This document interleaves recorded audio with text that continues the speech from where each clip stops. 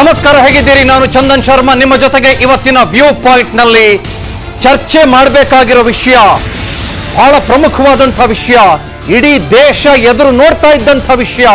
ಅದು ಜ್ಞಾನವಪಿಗೆ ಸಂಬಂಧಪಟ್ಟಂತೆ ಬಂದಿರುವ ಸರ್ವೆ ರಿಪೋರ್ಟ್.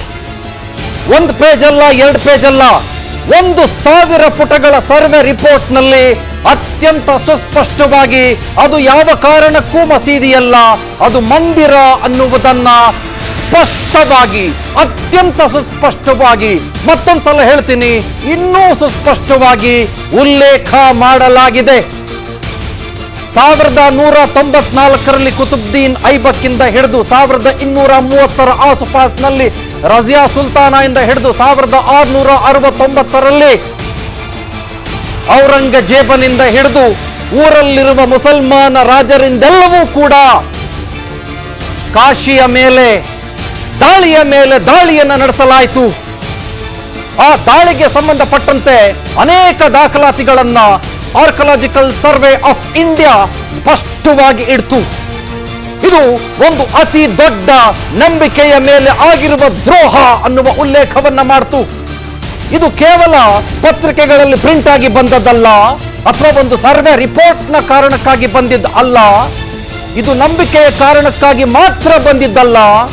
ಸುಮಾರು ಜನ ಟೈಮ್ ಟೆಸ್ಟೆಡ್ ಟ್ರಾವೆಲರ್ಸ್, ಹ್ಯುನ್ಸಾಂಗ್ ಇಂದ ಹಿಡಿದು ಅನೇಕ ಜನ, ಚೀನಿ ಸ್ಕಾಲರ್ಗಳಿಂದ ಹಿಡಿದು ಅನೇಕ ಜನ ಈ ಜಾಗವನ್ನು ಸುತ್ತಿದಾಗ ಅವರು ಉಲ್ಲೇಖ ಮಾಡಿದ್ದು 7ನೇ ಶತಮಾನದಲ್ಲೇ 6ನೇ ಶತಮಾನದಲ್ಲೇ ಉಲ್ಲೇಖ ಮಾಡಿದ್ದೇನು ಅಂತಂದ್ರೆ, ಈ ಜಾಗದಲ್ಲಿ ಜ್ಞಾನವಪಿ ಇದೆಯಲ್ಲ, ಅಲ್ಲಿ ಪರಮ ಅದ್ಭುತವಾದ, ಪವಿತ್ರವಾದಂಥ, ಬ್ಯೂಟಿಫುಲ್ ಆದಂಥ, ಸುಂದರವಾದಂಥ, ಅತಿ ಭವ್ಯವಾದಂಥ ದೇವಸ್ಥಾನ ಒಂದಿತ್ತು ಅನ್ನೋದು.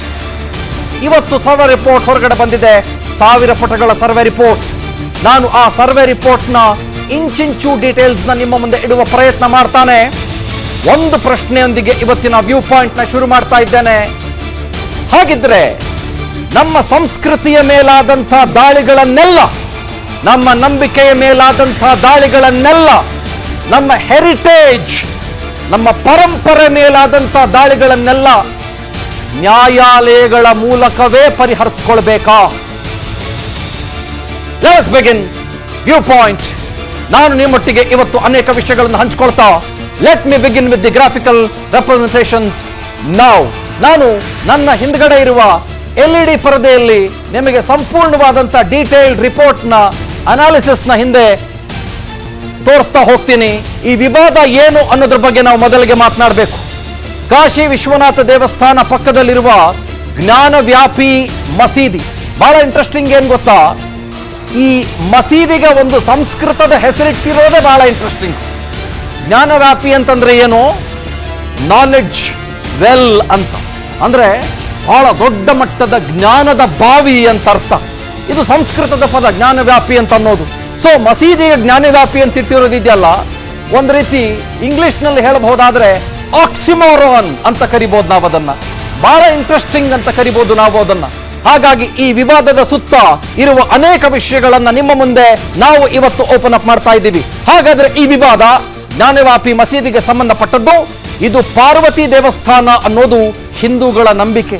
ಇನ್ಫ್ಯಾಕ್ಟ್ ಅನೇಕ ಖಂಡಗಳಲ್ಲಿ, ಮುಖ್ಯವಾಗಿ ಕಾಶಿ ಖಂಡ ಏನಿದೆ, ಈ ಕಾಶಿ ಖಂಡದಲ್ಲಿ ಒಂದು ಉಲ್ಲೇಖ ಬರುತ್ತೆ. ಆ ಕಾಶಿ ಖಂಡದ ಉಲ್ಲೇಖದ ಪ್ರಕಾರ ಶಿವ ಪಾರ್ವತಿಗೆ ಹೇಳ್ತಾನಂತೆ, ಈ ಕಾಶಿಯಲ್ಲಿ ಯಾರು ಸಾವನ್ನಪ್ತಾರೆ, ಕಾಶಿಯಲ್ಲಿ ಯಾರು ಮರಣವನ್ನ ಅಪ್ತಾರೆ, ಅವರಿಗೆ ನಾನೇ ಕಿವಿಯಲ್ಲಿ ಬಂದು ರಾಮತಾರಕ ಮಂತ್ರವನ್ನು ಉಸಿರ್ತೇನೆ ಅಂತ ಕಾಶಿ ಖಂಡದಲ್ಲಿ ಸ್ಪಷ್ಟವಾಗಿ ಬರೆಯಲಾಗಿದೆ. ಅಂದ್ರೆ ಅಷ್ಟು ಪುಣ್ಯದಿಂದ ಕೂಡಿರುವಂತಹ ಜಾಗ.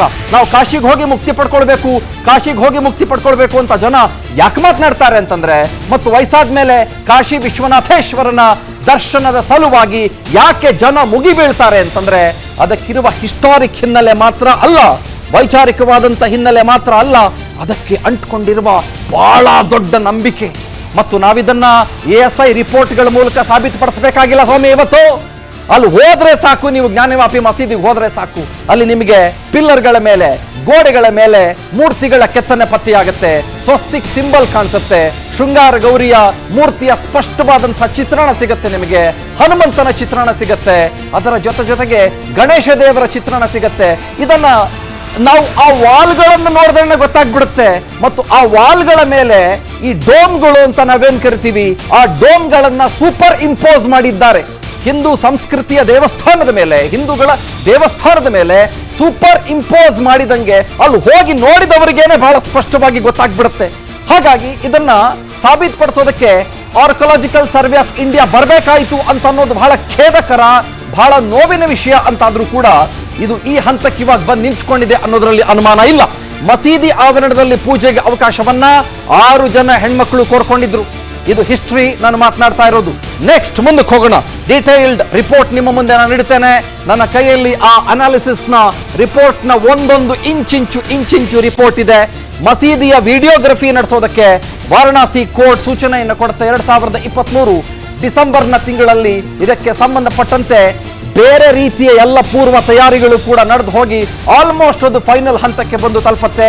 ಈ ಸಂದರ್ಭದಲ್ಲಿ ಮಸೀದಿ ಒಳಗೆ ಶಿವಲಿಂಗ ಮತ್ತು ಬಸವಣ್ಣ ಪತ್ತೆಯಾಗಿತ್ತು ಅನ್ನೋದು ಗೊತ್ತಾಗುತ್ತೆ. ಆಮೇಲೆ ಮೋಸ್ಟ್ ಇಂಪಾರ್ಟೆಂಟ್ ಏನ್ ಗೊತ್ತಾ, ಗ್ರೌಂಡ್ ಪೆನೆಟ್ರೇಟಿಂಗ್ ರಡಾರ್, GPR ಅಂತ ಕರೀತಾರೆ. ಆ GPR ನ ಬಳಸಿ ಈ ASI archaeological survey of India ಇದರ ಸರ್ವೆ ಮಾಡುತ್ತೆ. ಅಂದ್ರೆ ನೆಲದ ಒಳಗೇನಿದೆ, ಗೋಡೆಗಳ ಒಳಗೇನಿದೆ, ಆ ಒಂದು ಡೋಮ್ ಅಂತ ನಾವೇನ್ ಕರಿತೀವಿ, ಆ ಡೋಮ್ ನ ಒಳಗೇನಿದೆ ಅನ್ನೋದ್ರ ಬಗ್ಗೆ ಸ್ಪಷ್ಟವಾದಂತಹ ಸಾಕ್ಷಿಗಳನ್ನ ಕಲೆ ಹಾಕುವುದಕ್ಕೆ ಆರ್ಕಿಯಾಲಜಿಕಲ್ ಸರ್ವೆ ಆಫ್ ಇಂಡಿಯಾ ಮುಂದಾಗುತ್ತೆ. ಮಸೀದಿಯ ಒಳ ಆವರಣದಲ್ಲಿ ಹಲವು ಹಿಂದೂ ದೇವರ ಮೂರ್ತಿಗಳು ಗೋಚರವಾಗುತ್ತೆ. ಇದು ಜ್ಞಾನವ್ಯಾಪಿಯ ಬಗ್ಗೆ ನಾನು ಮಾತನಾಡ್ತಾ ಇದ್ದೇನೆ. ಇದು ದಾಳಿಗೊಳಗಾದಂತಹ ಜ್ಞಾನವ್ಯಾಪಿಯ ಬಗ್ಗೆ ನಾನು ಇವತ್ತು ಮಾತನಾಡ್ತಾ ಇದ್ದೇನೆ. 1669 17ನೇ ಶತಮಾನ ಅನ್ನುವುದಕ್ಕಿಂತ ಮುಖ್ಯವಾಗಿ ನಾನು ಇದನ್ನ ಸ್ಪಷ್ಟವಾಗಿ ಪ್ರಿಸೈಸ್ಲಿ ಇಯರ್ ಹೇಳ್ತೀನಿ. 1669 ಔರಂಗಜೇಬ ಇದನ್ನ ದಾಳಿಗೆ ಒಳಪಡಿಸಿದ್ದು ಅಂತನ್ನೋದು. It is 69. I am very sure about this. ಯಾಕೆ ಅಂತಂದ್ರೆ ಈ 69 ನಲ್ಲಿ ಬನಾರಸ್ಸು, ಅದರ ಜೊತೆಗೆ 69 ನಲ್ಲಿ ನಾವು ಮಾತನಾಡ್ತಾ ಇರುವ ಈ ಜ್ಞಾನವ್ಯಾಪಿ, ಅದರ ಜೊತೆಗೆ ಮೋಸ್ಟ್ ಇಂಪಾರ್ಟೆಂಟ್ಲಿ ಮಥುರಾದ ಕೃಷ್ಣ ದೇವಸ್ಥಾನವನ್ನು ಕೂಡ ಡೆಮಾಲಿಷ್ ಮಾಡಬೇಕು ಅನ್ನುವ ಉಲ್ಲೇಖ ಆ ಔರಂಗಜೇಬನ ಬಗ್ಗೆ ಬರೆದಿರುವ ಪುಸ್ತಕದಲ್ಲೇ ಇದೆ. ಅದರ ಬಗ್ಗೆ ನಾನು ನಂತರದಲ್ಲಿ ಮಾತನಾಡ್ತೇನೆ. ಮೂರ್ತಿ ಪತ್ತೆ ಹಿನ್ನೆಲೆಯಲ್ಲಿ ಸೂಕ್ತ ರಕ್ಷಣೆ ಕೊಡುವಂತೆ ಅಲಹಾಬಾದ್ ಹೈಕೋರ್ಟ್ ಸ್ಪಷ್ಟವಾದಂತಹ ಆದೇಶವನ್ನು ಕೊಡುತ್ತೆ. ಈ ಆದೇಶದ ನಂತರದಲ್ಲಿ ಏನಾಗುತ್ತೆ ಅನ್ನೋದ್ರ ಬಗ್ಗೆ ನಾವು ಮಾತನಾಡೋಣ. ಪುರಾತತ್ವ ಇಲಾಖೆಯಿಂದ ಸರ್ವೆಗೆ ಕೋರಿ ಹಿಂದೂಗಳಿಂದ ಅಲಹಾಬಾದ್ ಹೈಕೋರ್ಟ್ಗೆ ಅರ್ಜಿಯನ್ನ ಹಾಕಲಾಗುತ್ತೆ. ಅಲ್ಲಿ ಆದಂತಹ ಈ ಎಲ್ಲ ಡೀಟೇಲ್ಸ್ಗಳು ಇಲ್ಲಿಗೆ ಬಂದು ಇವತ್ತು ನಿಂತ್ಕೊಂಡಿದ್ದಾವೆ. ಈ ಸರ್ವೆ ರಿಪೋರ್ಟ್ನ ಗಮನಿಸ್ಬಿಡೋಣ.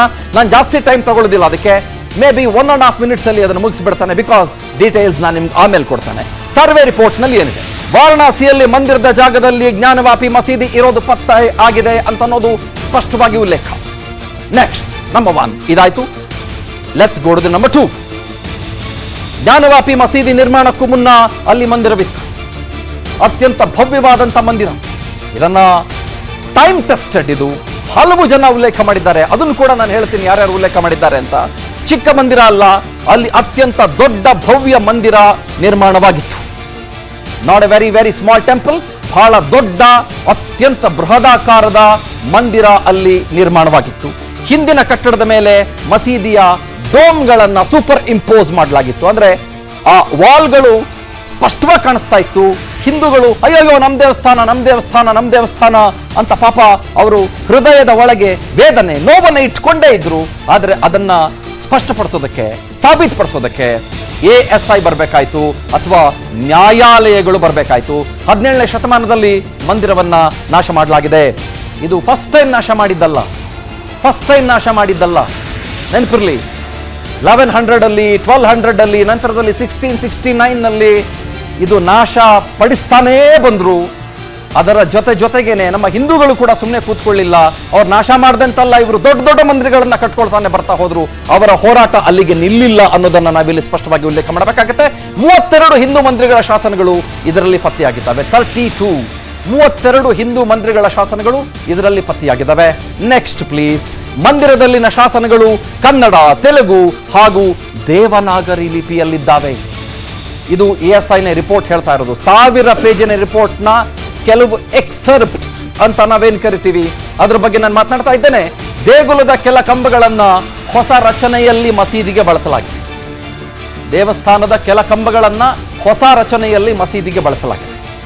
ಇದು ಕೂಡ ASIನ ರಿಪೋರ್ಟ್ನಲ್ಲಿರೋದು.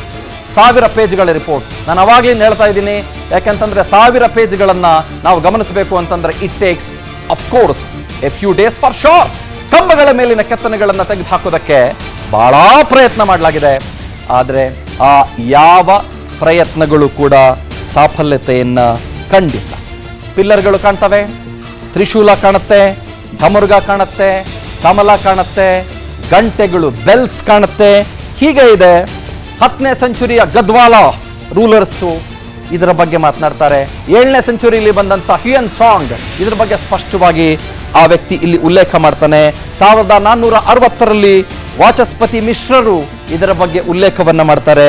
ಅದಾದ ನಂತರದಲ್ಲಿ ಕಾಶಿಖಂಡದಲ್ಲಿ ಉಲ್ಲೇಖ ಇದೆ.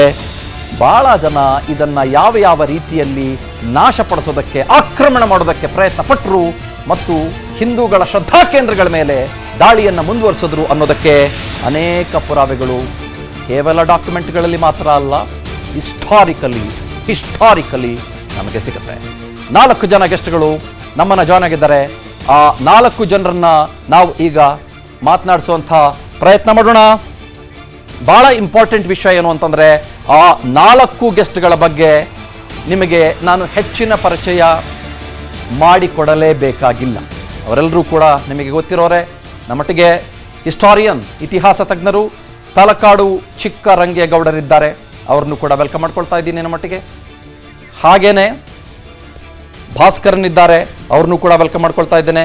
Bhaskaran ji, welcome to you. Jai Shriram. ಹಾಗೆ ನಮ್ಮೊಟ್ಟಿಗೆ ಅಬ್ದುಲ್ ರಜಾಕ್ ಇದ್ದಾರೆ, ಅವ್ರನ್ನೂ ಕೂಡ ವೆಲ್ಕಮ್ ಮಾಡ್ಕೊಳ್ತಾ ಇದ್ದೀನಿ. ಹಾಗೆ ನಮ್ಮೊಟ್ಟಿಗೆ ವಜ್ರದೇಹಿ ಮಠದ ಗುರುಗಳು ಜಾಯ್ನ್ ಆಗಿದ್ದಾರೆ. ಗುರುಗಳೇ ನಮಸ್ಕಾರ. ಕಾರ್ಯಕ್ರಮಕ್ಕೆ ನಿಮಗೆ ಬಹಳ ಆತ್ಮೀಯವಾದಂತಹ ಸ್ವಾಗತ. ನಮಸ್ತೆ. ರಜಾಕ್ ಅವರೇ, ವೆಲ್ಕಮ್ ಟು ಯು. ಬಹಳ ದಿನ ಆಯಿತು ನಿಮ್ಮನ್ನು ಭೇಟಿ ಮಾಡಿ. Thanks for coming. ಬಹಳ ಪ್ರಯತ್ನ ಪಟ್ವಿ. ನೀವು ಬೇರೆ ಬೇರೆ ಸಂದರ್ಭಗಳಲ್ಲಿ ನಮಗೆ ಲೈವ್ಗೆ ಸಿಗಬೇಕಾಗಿತ್ತು. ಗೊತ್ತಾಯಿತು ನಿಮಗೆ ಪರ್ಸನಲ್ ಕೆಲಸಗಳಿತ್ತು, ಸಿಗೋಕ್ಕಾಗಲಿಲ್ಲ. No problem. Welcome to you ನಾವ್. Thank you. ಈಗ ರಾಮ ಮಂದಿರದ ಭಾವೋದ್ವೇಗದಲ್ಲಿ ಇಡೀ ಭಾರತೀಯರು, ಹಿಂದೂ ಕುಲ ಬಹಳ ಮುಖ್ಯವಾಗಿ ನಾವೆಲ್ಲರೂ ಕೂಡ ಇದ್ದೇವೆ. ಇದರ ಜೊತೆಗೆ ASIನ ಸರ್ವೆ ರಿಪೋರ್ಟು ಜ್ಞಾನ ವ್ಯಾಪಿಗೆ ಸಂಬಂಧಪಟ್ಟಂತೆ ಬಂದಿದೆ. ಒಂದು ಪ್ರಶ್ನೆ, ನಾವು ನಮ್ಮತನ ಉಳಿಸ್ಕೊಳ್ಳೋಕ್ಕೆ, ನಮ್ಮ ಸಂಸ್ಕಾರ, ನಮ್ಮ ಸಂಸ್ಕೃತಿ, ನಮ್ಮ ಧರ್ಮ ಉಳಿಸ್ಕೊಳ್ಳೋದಕ್ಕೆ ಅಥವಾ ನಮ್ಮ ಪರಂಪರೆ, ಹೆರಿಟೇಜ್ ಉಳಿಸ್ಕೊಳ್ಳೋದಕ್ಕೆ ಈಗ ಕೋರ್ಟ್ಗಳ ಮೊರೆ ಹೋಗ್ತಾ ಇದ್ದೇವೆ. ಯಾಕೆ ಇಲ್ಲಿಗೆ ಬಂದು ತಲುಪ್ಕೊಳ್ತು ಅಂತ ನಿಮ್ಗೆ ಅನ್ಸುತ್ತೆ? 6.5 ಲಕ್ಷ ದೇವಸ್ಥಾನಗಳಿವೆ. ಅದನ್ನ ಬಿಟ್ಟು ನಿಮ್ಮ ಪೂಜೆ ನೀವು ಅಲ್ಲೇ ಮಾಡಬೇಕು ಅಂತ ಹೇಳ್ಬಿಟ್ಟು ನಿಮ್ಮ ವಾದ. ಇವಾಗ ನೀವು ಬಾಬ್ರಿ ಮಸೀದಿಯ ವಿಷಯದಲ್ಲಿ ಎತ್ತು ನೋಡ್ಕೊಳ್ಳಿ, ಏನೇನು ನಿಮ್ಮ ವಾದ ಆಯಿತು ಅದೆಲ್ಲ ವಾದಗಳು ಸುಳ್ಳು ಸುಳ್ಳು ಸುಳ್ಳು ಅಂತ ಎತ್ತಿ ಹೇಳ್ತಾ ಇದೆ. ಭಗವಂತ ರಾಮ ಪ್ರಕಟನಾದ 1949 ಡಿಸೆಂಬರ್ 2022 ಮಧ್ಯರಾತ್ರಿಯಲ್ಲಿ ಭಗವಂತ ರಾಮನೇ ಪ್ರಕಟ ಆಗ್ಬಿಟ್ಟ ಅಂತ ಹೇಳಿದ್ರಿ ನೀವು. ನಾವೆಲ್ಲ ಬೇರೆಯವರು ಯಾರೋ ತಗೊಂಬಂದಲ್ಲಿ ಇಟ್ಟರು, ಬಿಟ್ಟು ಇದು ವಿವಾದ ಸೃಷ್ಟಿ ಮಾಡಿದ್ದಾರೆ ಅಂದ್ರೆ ಇಲ್ಲ ಇಲ್ಲ ಇಲ್ಲ ಭಗವಂತ ಪ್ರಕಟನಾದ ಅಂತ ಹೇಳಿದ್ರಿ. ಅದೇ ಭಗವಂತನನ್ನ ನೀವು ರಾಮಲಲ್ಲ ಅಂತ ಹೆಸರಿಕ್ಕಿ ಅದೇ ರಾಮಲಲ್ಲನ ಪಾರ್ಟಿ ಮಾಡಿ ಕೋರ್ಟಲ್ಲಿ ಕೇಸನ್ನ ಹಾಕಿದ್ರಿ. ಕೇಸ್ ಹಾಕ್ಬಿಟ್ಟು ಕೇಸು ದೇವರೇ ಗೆದ್ದಾದ್ಮೇಲೆ ಅದೇ ದೇವರನ್ನ ತಗೊಬಂದ್ಬಿಟ್ಟು ಅಲ್ಲಿಟ್ಟು ನೀವು ಅಕಸ್ಮಾತ್ ಏನಾದರೂ ಪೂಜೆ ಮಾಡಿ ಸಲ್ಲಿಸಿದ್ದೀರಿ, ಹೌದಪ್ಪ ಪಾಪ ರಾಮ ಪ್ರಕಟನಾದ, ಅದೇ ರಾಮಲಲ್ಲನ ತಗೊಂಬಂದು ಪೂಜೆ ಮಾಡ್ತಿದ್ದಾರೆ ಅಂತ. ಆ ರಾಮಲಲ್ಲನ ಬಿಟ್ಬಿಟ್ಟು ನೀವು ಬೇರೆ ಒಂದು ವಿಗ್ರಹ ಮೈಸೂರಿಂದ ತಗೊಂಡೋಗಿ ಅಲ್ಲಿ ಇಟ್ಬಿಟ್ಟು ನೀವು ಪೂಜೆ ಮಾಡ್ತಿರೋದು ನಿಮ್ಮ ವಾದ ಸುಳ್ಳಲ್ವೇ? ಫಸ್ಟು ನೀವು ಹೇಳಿದ್ರೆ ಏನಂದ್ರೆ ಭಗವಂತ ಪ್ರಕಟದ, ಸಾಕ್ಷಾತ್ ದೇವರೇ ಪ್ರಕಟನಾದ ದೇವರನ್ನ ನೀವು ಅಲ್ಲಿ ಹಿಡ್ದಿರಾ, ಬೇರೆ ಒಂದು ವಿಗ್ರಹವನ್ನ ತಗೊಂಬಂದಿಟ್ಟು ಆ ದೇವರಲ್ಲಿ ನೀವು ಪ್ರಾಣ ಪ್ರತಿಷ್ಠಾಪನೆ ಮಾಡ್ತಿದ್ದೀರಿ ಅಂತ ಹೇಳಿದ್ರೆ ಇದು ಹಾಸ್ಯಾಸ್ಪದ ಅಂತೀನಿ ನಾನು. First point. ಯಾಕೆ ಇದು ನಿಮ್ಮ ವಾದ, ಹಿಂದೂಗಳ ವಾದ. ಅಲ್ಲಿ ಭಗವಂತ ರಾಮ ಪ್ರಕಟನಾದ 1949 ಅಲ್ಲಿ. ಆ ದಿನದಿಂದನೇ ನಾವು ನಮಾಜ್ ಅನ್ನ ಮಾಡೋದು ಅಲ್ಲಿ ಸ್ಟಾಪ್ ಆಗಿದ್ದು. ಆಯ್ತು, ಅದನ್ನಿಟ್ಕೊಂಡು ಅದನ್ನ ಮುಂದೆ ನೀವು ಅಲ್ಲೇ ಅದೇ ಜಾಗದಲ್ಲಿ 67.77 ಏಕರ್ಸ್ ಜಾಗದಲ್ಲಿ 2.33 ಏಕರ್ಸ್ ವಿವಾದದಲ್ಲಿ 0.33 ಏಕರ್ಸ್ ಜಾಗ ಏನಿತ್ತು, ಆ ಬಾಬ್ರಿ ಮಸೀದಿಯ ಸೆಂಟ್ರಲ್ ಡೂಮ್ ಏನಿತ್ತು, ಆ ಡೂಮ್ ಕೆಳಗಡೆನೆ ನಮಗೆ ಭಗವಂತ ರಾಮನ ಜನ್ಮಸ್ಥಾನ ಅಂತ ತಿಳ್ಕೊಂಡು ನೀವು ಅಲ್ಲೇ ದೇವಸ್ಥಾನ ಕಟ್ಟಬೇಕು ಅಂತ ಹೇಳಿದ್ರಿ. ಡಿಸೆಂಬರ್ 2020 ಒಂದು ರಿಪೋರ್ಟ್ ಆಚೆ ಬರುತ್ತೆ. ನವೆಂಬರ್ 19 ಅಲ್ಲಿ ನಿಮಗೆ ವರ್ಡಿಕ್ಟ್ ಬಂದಾದ್ಮೇಲೆ 1 ವರ್ಷಗಳ ಕಾಲ ನೀವು ಡಿಸೈನ್ ಮಾಡ್ತೀರಾ, ಪ್ಲಾನ್ ಫೈನಲೈಸ್ ಮಾಡ್ತೀರಾ, ಎಲ್ಲ ಮಾಡ್ತೀರಾ. ಡಿಗ್ಗಿಂಗ್ ಶುರು ಮಾಡುವಾಗ ಅಲ್ಲಿ ನೀರು ಬಂದ್ಬಿಡುತ್ತೆ, ಅಲ್ಲಿ ನಿಮಗೆ ಒಂದು ಮಂದಿರ ನಿಂತ್ಕೊಳ್ಳೋಕ್ಕೆ ಆಗ್ತಾ ಇಲ್ಲ ಅಂತ ಹೇಳ್ಬಿಟ್ಟು ವರ್ಲ್ಡ್ ಎಕ್ಸ್ಪರ್ಟ್ಸ್ ಅನ್ನ ಕರೀತೀರಾ, IIM ಇಂದ ಎಕ್ಸ್ಪರ್ಟ್ಸ್ ಬರ್ತಾರೆ, ಎಲ್ಲರೂ ಸಪೋರ್ಟ್ ಮಾಡಿಬಿಟ್ಟು ನಿಮಗೆ ಅಲ್ಲಿ ಒಂದು ಹೊಸ ಡಿಸೈನ್ ಮಾಡಬೇಕು. ಈ ಡಿಸೈನ್ ಜೊತೆ ನಾವು ಹೋದ್ರೆ ಗರ್ಭಗುಡಿ ಅಂತಿರಲ್ಲ, ಅದು ಎಕ್ಸಾಕ್ಟ್ ಈ ಸ್ಥಾನದಲ್ಲಿ ಮಾಡಿದ್ರೆ ಮಂದಿರಕ್ಕೆ ಒಂದು ಕಷ್ಟ ಆಗುತ್ತೆ ಅಂದ್ಬಿಟ್ಟು ಇವತ್ತು ನೀವು ಪ್ಲಾನ್ ಎತ್ ನೋಡಿ, ನೀವು ಸ್ಯಾಟಲೈಟ್ ಪಿಕ್ಚರ್ಸ್ ಎತ್ ನೋಡಿ, ನಾನು ಪ್ರೂಫ್ ಸಮೇತ ಮಾತಾಡ್ತಿದ್ದೀನಿ. ಆ ಜಾಗದಲ್ಲಿ ನೀವು ಮಂದಿರ ಕಟ್ಟಲೇ ಇಲ್ಲ. ನೀವು ಕಟ್ಟಿದ್ದು ಒಂದ್ ಸ್ವಲ್ಪ ಹಿಂದೆ. ನೀವ್ ಏನ್ ವಾದ ಮಾಡಿದ್ರು ಆ ವಾದ ಸುಳ್ಳಾಯ್ತು. ಇನ್ನೊಂದು ಮಾತು ಹೇಳ್ತೀನಿ ನಿಮಗೆ, ಅದೇ ಸಂದರ್ಭದಲ್ಲಿ 1 ವರ್ಷ ನೀವು ಉತ್ಖನನ ಮಾಡಿದ್ರಲ್ಲ, ಹೆಂಗೋ ನಿಮ್ಗೆ ವರ್ಡಿಕ್ಟ್ ಬಂದ್ಬಿಡ್ತು. ಇವಾಗ ನೀವು ಡಿಗ್ಗಿಂಗ್ ಮಾಡಿ ನೀವು ಒಂದು ದೊಡ್ಡ ಮಂದಿರ ಸ್ಥಾಪನೆ ಮಾಡಬೇಕು ಅಂತ ಹೇಳಿದ್ರೆ ಫೌಂಡೇಶನ್ಗೋಸ್ಕರ ನೀವು 30 ಫೀಟ್ ವರೆಗೂ ನೀವು ಡಿಗ್ಗಿಂಗ್ ಮಾಡಿದ್ರಿ. ಆ ಡಿಗ್ಗಿಂಗ್ ಮಾಡುವಾಗ ನಿಮ್ಗೆ ಹಳೆ ಪ್ರಾಚೀನ ದೇವಸ್ಥಾನ ಸಿಕ್ತಾ? ನೀವು ಬಾಬ್ರಿ ಮಸೀದಿ ಧ್ವಂಸ ಆದಾಗ ಒಂದೊಂದು ಇಟ್ಕೆ ತಗೊಂಡೋಗಿ ಮನೆಯಲ್ಲಿ ಮೊಮೆಂಟೋ ತರ ಇಟ್ಕೊಂಡ್ಬಿಟ್ರಿ. ಭಗವಂತ ರಾಮನ ನಿಜವಾದ ದೇವಸ್ಥಾನ ಅದನ್ನ ಕೆಡವಿ ಯಾವುದೋ ಒಂದು ರಾಜ ಬಾಬರು ಆ ಕಾಲದಲ್ಲಿ ನಮ್ಮ ದೇವಸ್ಥಾನ ಹೊಡೆದಾಕಿ ಒಂದು ಮಸೀದಿಯನ್ನ ಸ್ಥಾಪಿಸಿದ ಅಂತ ಹೇಳುವಾಗ ನಿಮಗೆ ಆ ಮಂದಿರ ಸಿಗ್ಲಿಲ್ವಾ ಕೆಳಗಡೆ? ನೀವು ಡಿಗ್ಗಿಂಗ್ ಮಾಡಿದಾಗ ಮಂದಿರದ ಬೇರೆ ಏನು ಕುರುಹುಗಳು ಏನೂ ಸಿಗ್ಲಿಲ್ವಾ? ಮತ್ತೆ ನಿಮ್ಮ ವಾದ ಸುಳ್ಳಾಯ್ತಲ್ಲ. ಬಾಬ್ರಿ ಮಸೀದಿಯ ಕೆಳಗಡೆ ಒಂದು ದೇವಸ್ಥಾನ ಇತ್ತು, ಪೆನೆಟ್ರೇಟಿಂಗ್ ರೇಡಾರ್, ಇವತ್ತು ಏನೇನು ಹೇಳ್ತಿರೋ ಕೆ ಮೊಹಮ್ಮದ್ ಹೇಳಿದ ಎಲ್ಲ ರಿಪೋರ್ಟ್ಗಳು ಅದೆಲ್ಲ ಸುಳ್ಳಾಯ್ತಲ್ಲ. ಎಲ್ಲಿದೆ ಮಂದಿರ? ಯಾಕೆ ಪ್ರಪಂಚಕ್ಕೆ ತೋರಿಸಲಿಲ್ಲ? ಆ ನೀರು ಬಂತಲ್ಲ, ಅದಾದ್ಮೇಲೆ ಹೊಸ ಟೆಕ್ನಾಲಜಿ ಯೂಸ್ ಮಾಡಿರ್ಬೇಕಲ್ಲ, ಅದೇ ಟೆಕ್ನಾಲಜಿ ಯೂಸ್ ಮಾಡಿದೀವಿ ನೀವು ಬಂದ್ಬಿಟ್ಟು ಹೇಳ್ಬೇಕಾಗಿತ್ತಲ್ಲ. ಇದೆಲ್ಲ ಸುಳ್ಳು ವಾದ ಮಾಡಿಕೊಂಡು ಎಲೆಕ್ಷನ್ ಹತ್ರ ಬರ್ತಿರುವಾಗ ಇಲ್ಲಿ ಒಂದು ರಾಮ ಮಂದಿರ ಸ್ಥಾಪನೆ ಆದ ನಂತರ ಇವಾಗ ಇದನ್ನ ಇಟ್ಕೊಂಡು ಜ್ಞಾನವಾಪಿಗೆ ಕರೆಕ್ಟ್ ನೋಡಿ. ಒಂದೇ ನಿಮಿಷ ದಯವಿಟ್ಟು ಒಂದು ನಿಮಿಷ. ಅಬ್ದುಲ್ ರಜಾಕ್, ವಿಷಯದಲ್ಲಿ 135 ವರ್ಷ ಬಾಬ್ರಿ ಮಸೀದಿಯ ವಿಷಯದಲ್ಲಿ 135 ವರ್ಷ ಕೇಸ್ ನಡೀತದೆ. ಉತ್ಖನನಕ್ಕೆ ಅವಕಾಶ ಸಿಗೋದು 2010-11 ಇಸ್ವಿಯಲ್ಲಿ, 2010-2011 ಆ ಸಂದರ್ಭದಲ್ಲಿ ಈ ಸಂದರ್ಭದಲ್ಲಿ ಎರಡೇ ವರ್ಷದಲ್ಲಿ ಗುರುಗಳೇ ಮಾತಾಡ್ತೀನಿ. ನಾನು ಮೊದಲಿಗೆ ಎಲ್ರಿಗೂ ಅವರವರ ವಾದವನ್ನ ಮಂಡಿಸೋದಕ್ಕೆ ಚಾನ್ಸ್ ಕೊಟ್ಬಿಡ್ತೇನೆ. ಆಮೇಲೆ ಅದ್ ಏನೇನಿದೆ ವಿಷಯಗಳು ಆ ಮಂಥನಕ್ಕೆ ನಾನು ಕೂಡ ಕೈ ಹಾಕ್ತೇನೆ, ನೀವೆಲ್ಲರೂ ಕೂಡ ಜೊತೆ ಪ್ಲೀಸ್ ವೆಯ್ಟ್ ಮಾಡಿ ಸರ್, ವೆಯ್ಟ್ ಮಾಡಿ ಕುಡ್ ಯು ಪ್ಲೀಸ್ ವೆಯ್ಟ್. ನೀವು ನಿಮ್ಮ ಕೆ ಮಹಮೂದ್ರನ್ನೇ ಇದುವರೆಗೂ ಒಪ್ಕೊಂಡಿಲ್ಲ, ಆಯ್ತಾ? ನೀವು ನಿಮ್ಮ ಕೆ ಮಹಮೂದ್ರನ್ನೇ, ಅವರ ಪುಸ್ತಕಗಳನ್ನೇ, ಅವರ ನಂಬಿಕೆಗಳನ್ನೇ, ಅವರ ಸರ್ವೆ ರಿಪೋರ್ಟ್ಗಳನ್ನೇ ಈ ಕ್ಷಣಕ್ಕೂ ಕೂಡ ಒಪ್ಕೊಂಡಿಲ್ಲ.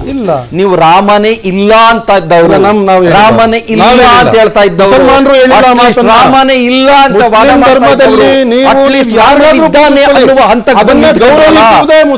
ರಾಮನಿದ್ದಾನೆ ಅನ್ನುವ ಅಷ್ಟು ಸಾಕು ನನಗೆ. ಆಮೇಲೆ ನಿಮ್ಮ ವಾದ ಸುಪ್ರೀಂ ಕೋರ್ಟ್ ಅಲ್ಲಿ ರಾಮನ ಮಂದಿರವಿದ್ದ ಬಗ್ಗೆ ಕುರುಹೇ ಇಲ್ಲ ಅನ್ನುವ ನಿಮ್ಮ ವಾದ ಇದೆಯಲ್ಲ, ನೀವು ಯಾವತ್ತಾದ್ರೂ ನೀವು ತೆಗೆದು ಸುಪ್ರೀಂ ಕೋರ್ಟ್ ನ ಆರ್ಡರ್ಸ್, ಸೈಟೇಷನ್ಸ್, ಕೆ ಮಹಮೂದ್ ಓದಿದಿದ್ರೆ ಇರಲಿಲ್ಲ ಬಂದು ಮಾತಾಡ್ತಾ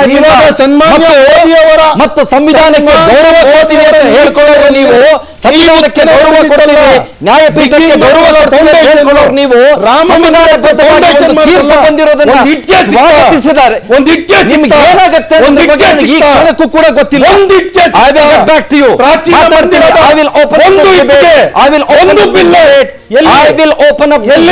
ನಿಮ್ಮ ವಿತ್ತಂಡವಾದ ನಿಮ್ಮ ವಿತ್ತಂಡವಾದ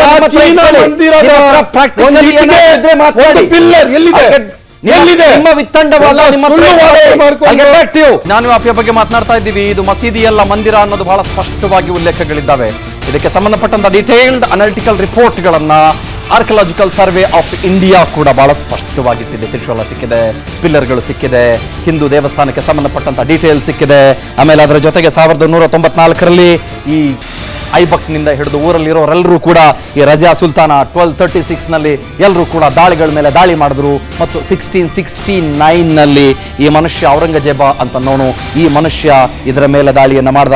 ಮತ್ತು ಈ 1669ನಲ್ಲಿ ದಾಳಿ ಮಾಡೋದಕ್ಕೆ ಅವಕಾಶ ಮಾಡಿಕೊಡ್ಬೇಕು ಅನ್ನೋದಕ್ಕೆ ಈ ಮಸೀರಿ ಆಲಂಗಿರಿ ಇದೆಯಲ್ಲ, ಅದರಲ್ಲೇನೆ ಬಹಳ ಸ್ಪಷ್ಟವಾಗಿ ಆತನ ಬಗ್ಗೆ ಬರೆದಿರುವಂಥ ಆ ಪುಸ್ತಕದಲ್ಲೇನೆ ಉಲ್ಲೇಖ ಇದೆ ಮತ್ತು ಮಥುರಾದ ಕೃಷ್ಣ ದೇವಸ್ಥಾನವೂ ಕೂಡ ಅಲ್ಲಿ ಸೇರ್ಕೊಳ್ಳುತ್ತೆ ಅನ್ನೋದು ಬಹಳ ಸ್ಪಷ್ಟ. ಇಲ್ಲಿ ನಮ್ಮ ಧಾರ್ಮಿಕತೆ ಮೇಲೆ, ನಂಬಿಕೆಯ ಮೇಲೆ ಆಗ್ತಾ ಇರುವಂಥ ದಾಳಿ ಮಾತ್ರ ಅಲ್ಲ, ಹೆರಿಟೇಜ್ ಮೇಲೆ ಆಗ್ತಾ ಇರುವಂಥ ದಾಳಿ ಅನ್ನೋದು ಕೂಡ ನಾನು ಸ್ಪಷ್ಟವಾಗಿ ಉಲ್ಲೇಖ ಮಾಡ್ತಾನೇ ಬರ್ತಾ ಇದ್ದೀನಿ. ಅಲ್ಲಿ ಇಲ್ಲ ಇಲ್ಲ ಇಲ್ಲ ಇಲ್ಲ ಇಲ್ಲ ಇಲ್ಲ ಅಂತಂದ್ರೆ ನೀವು ಕಾನೂನನ್ನು ನಂಬೇಡಿ, ನೀವು ASIನೂ ನಂಬೇಡಿ, ಬೇಡ ಬಿಟ್ಟಾಕಿ. ಇವಾಗ ಬಂದಿರೋ 1000 ಪುಟಗಳಿದಾವಲ್ಲ ಅದನ್ನು ನಂಬೇಡಿ, ನಿಮಗೆ ಬಾಯ್ ಬಂದಂಗೆ ಮಾತಾಡ್ಕೊಂಡು ಹೋಗಿ ಅಂತ ನಾನು ಬಿಟ್ಬಿಡಕ್ ಆಗೋದಿಲ್ಲ. ಬಿಕಾಸ್ ಫ್ಯಾಕ್ಟ್ಸ್ ಇದೆಯಲ್ಲ, ಫ್ಯಾಕ್ಟ್ಸ್ ಆರ್ ಕಂಪ್ಲೀಟ್ಲಿ ಅಪ್ರೈಟ್. ಸ್ಪಷ್ಟವಾಗಿ ಉಲ್ಲೇಖ ಇದೆ. ಸೋ ವಾಟ್ ಅನ್ಬೇಡ್ರಿ, ನಾನು ಮಾತಾಡ್ತೀನಿ ರೀ. ಸೋ ವಾಟ್ ಅನ್ಬೇಡಿ ಭಾಸ್ಕರನ್, ಪ್ಲೀಸ್ ಭಾಸ್ಕರ್. ನಾನು ಜ್ಞಾನವ್ಯಾಪಿ ಬಗ್ಗೆ ಏನ್ ಸೋ ವಾಟ್ ಅಂದ್ರೆ ಏನ್?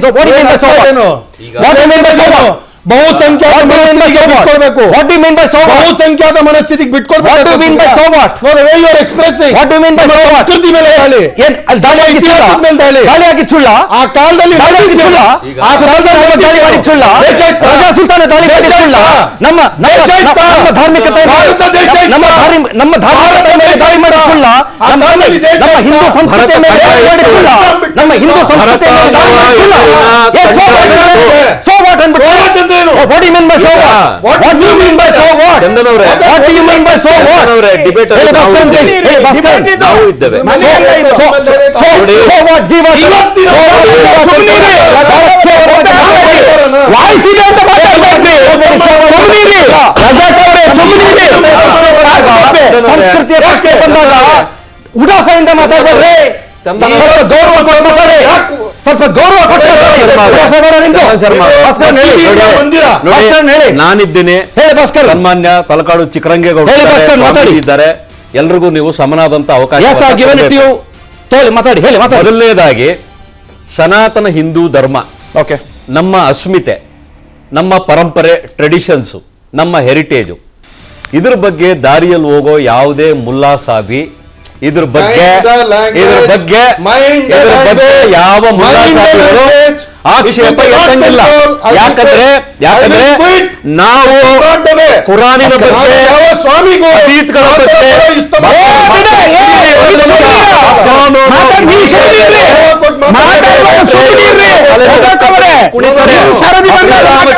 ಇಸ್ಲಾಮು ಏನ್ ಸಂಬಂಧ? ಈಶ್ವರನಿಗೂ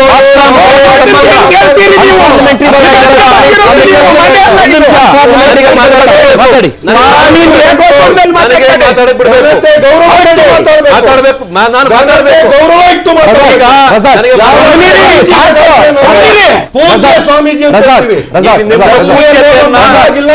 ನಾನು ಬಂದಿಲ್ಲ. ರಜಾಕ್ ಧ್ವಂಸ ಬೇಕಾಗಿಲ್ಲ. ಟರ್ಮ್ ಅದು.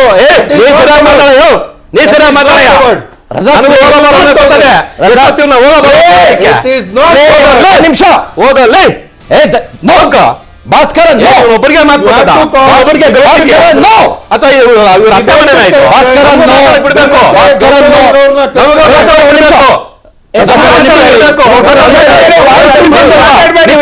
ಸಭಾ ಮರ್ಯಾದೆ ಅಂತ ಕೇಳ್ತಾ ಇದ್ದೀರಿ.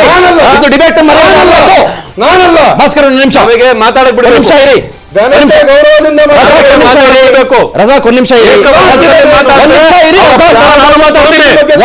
ಒಂದ್ ನಿಮಿಷ ರಜಾಕ್, ಒಂದ್ ನಿಮಿಷ. ತಪ್ಪು ಒಪ್ಪಲ್ಲ.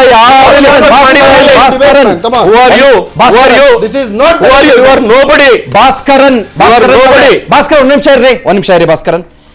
ಅನ್ಪಾರ್ಲಿಮೆಂಟರಿ ವರ್ಡ್ಗಳು ಬೇಡ ದಯವಿಟ್ಟು. ಇಬ್ಬರಿಂದ ರಿಕ್ವೆಸ್ಟ್ ಮಾಡ್ತಾ ಇದ್ದೀನಿ.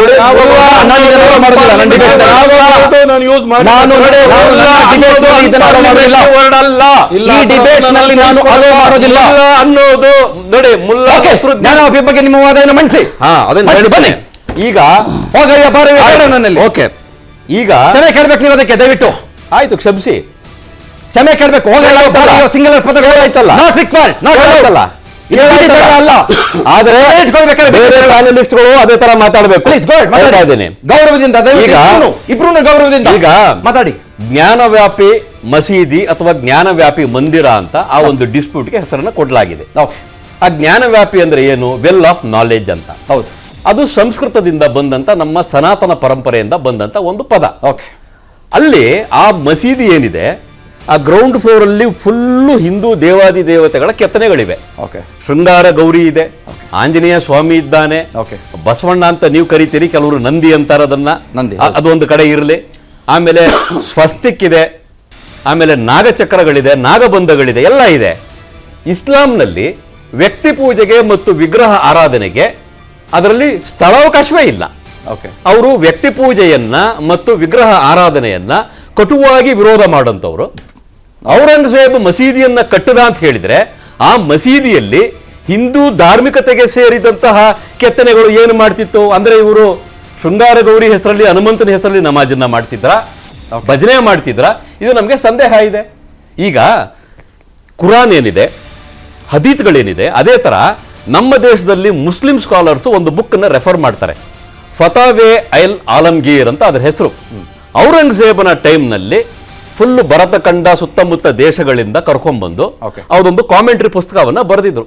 ಆ ಪುಸ್ತಕವನ್ನು ನಾನು ಸಹ ಓದಿದ್ದೇನೆ. ಅದರಲ್ಲಿ ಎಲ್ಲಿಯೂ ಐಡಲ್ ವರ್ಷಿಪ್ಗೆ ಮತ್ತು ವ್ಯಕ್ತಿ ಪೂಜೆಗೆ ಅವಕಾಶವೇ ಇಲ್ಲ.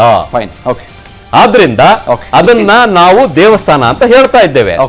ಈಗ ಅದು ಮಸೀದಿ ಅನ್ನೋಂಗಿದ್ರೆ ಖಾಲಿ ನಿವೇಶನಗಳ ಮೇಲೆ ಕಟ್ಟಿದಂತಹ ದೇಶದಲ್ಲಿ ಲಕ್ಷಾಂತರ ಮಸೀದಿಗಳಿದೆ. ಯಾವುದ್ರ ಮೇಲೂ ಒಂದೇ ಒಂದು ವಿವಾದ ಇಲ್ಲ. ವಿವಾದ ಇರುವುದೇ ಅಯೋಧ್ಯ, ಮಥುರಾ, ಸೋಮನಾಥ್ ಮತ್ತು ಶ್ರೀರಂಗಪಟ್ಟಣ ಮತ್ತು ಕಾಶಿ. ಏನು ಮಾಡಿದ್ದಾರೆ ಅವತ್ತು ಬಂದಂತಹ ದಾಳಿಕೋರರು ಮತ್ತು ಬಂಡುಕೋರರು? ನಮ್ಮ ಅಸ್ಮಿತೆಯನ್ನ, ನಮ್ಮ ಸಂಸ್ಕೃತಿಯನ್ನ, ನಮ್ಮ ಸಂಪ್ರದಾಯವನ್ನ, ನಮ್ಮ ಸತ್ಯವನ್ನ ಅವರು ಹಾಳು ಮಾಡಿದ್ರು. ಈಗ 22ನೇ ತಾರೀಕು ಜನವರಿ ರಾಮ ಮಂದಿರ ರಾಮ ಮಂದಿರದಲ್ಲಿ ಪ್ರಾಣ ಪ್ರತಿಷ್ಠಾ ಪೂಜೆ ಆಯಿತು. 496 ವರ್ಷಗಳ ಶಾಪ ಏನ್ ಹಿಡಿದಿತ್ತು ನಮ್ಮ ಹಿಂದೂಗಳಿಗೆ, ಒಂದು ಶಾಪ ಅಂತೂ ವಿಮೋಚನೆ ಆಗಿದೆ. ಮಿಕ್ಕೆಲ್ಲ ಶಾಪಗಳನ್ನ ಇನ್ನ ಬರುವ ಒಂದು 10-12 ವರ್ಷಗಳ ಒಳಗೆ ಎಲ್ಲದರ ವಿಮೋಚನೆ ಆಗುತ್ತೆ. ನಾನು ಮುಸಲ್ಮಾನರು ಮತ್ತು ಹಿಂದೂಗಳು ಇದೇ ತರ ಕಚ್ಚಾಡಬೇಕು ಅಂತ ಮನಸ್ಥಿತಿ ಅವನು ಇಲ್ಲ. ನಾನು ಹೇಳ್ತಾ ಇರೋದು, ಕೋರ್ಟ್ ಹೋಗೋಕ್ಕಿಂತ ಮೊದಲು let us sit at a compromising table. Compromise ಮಾತಾಡೋಣ. ಯಾಕಂದ್ರೆ ಒಂದು ಮಸೀದಿ it is not a place of worship. ಗುರುಗಳೇ, it can be demolished, it can be move to some other place.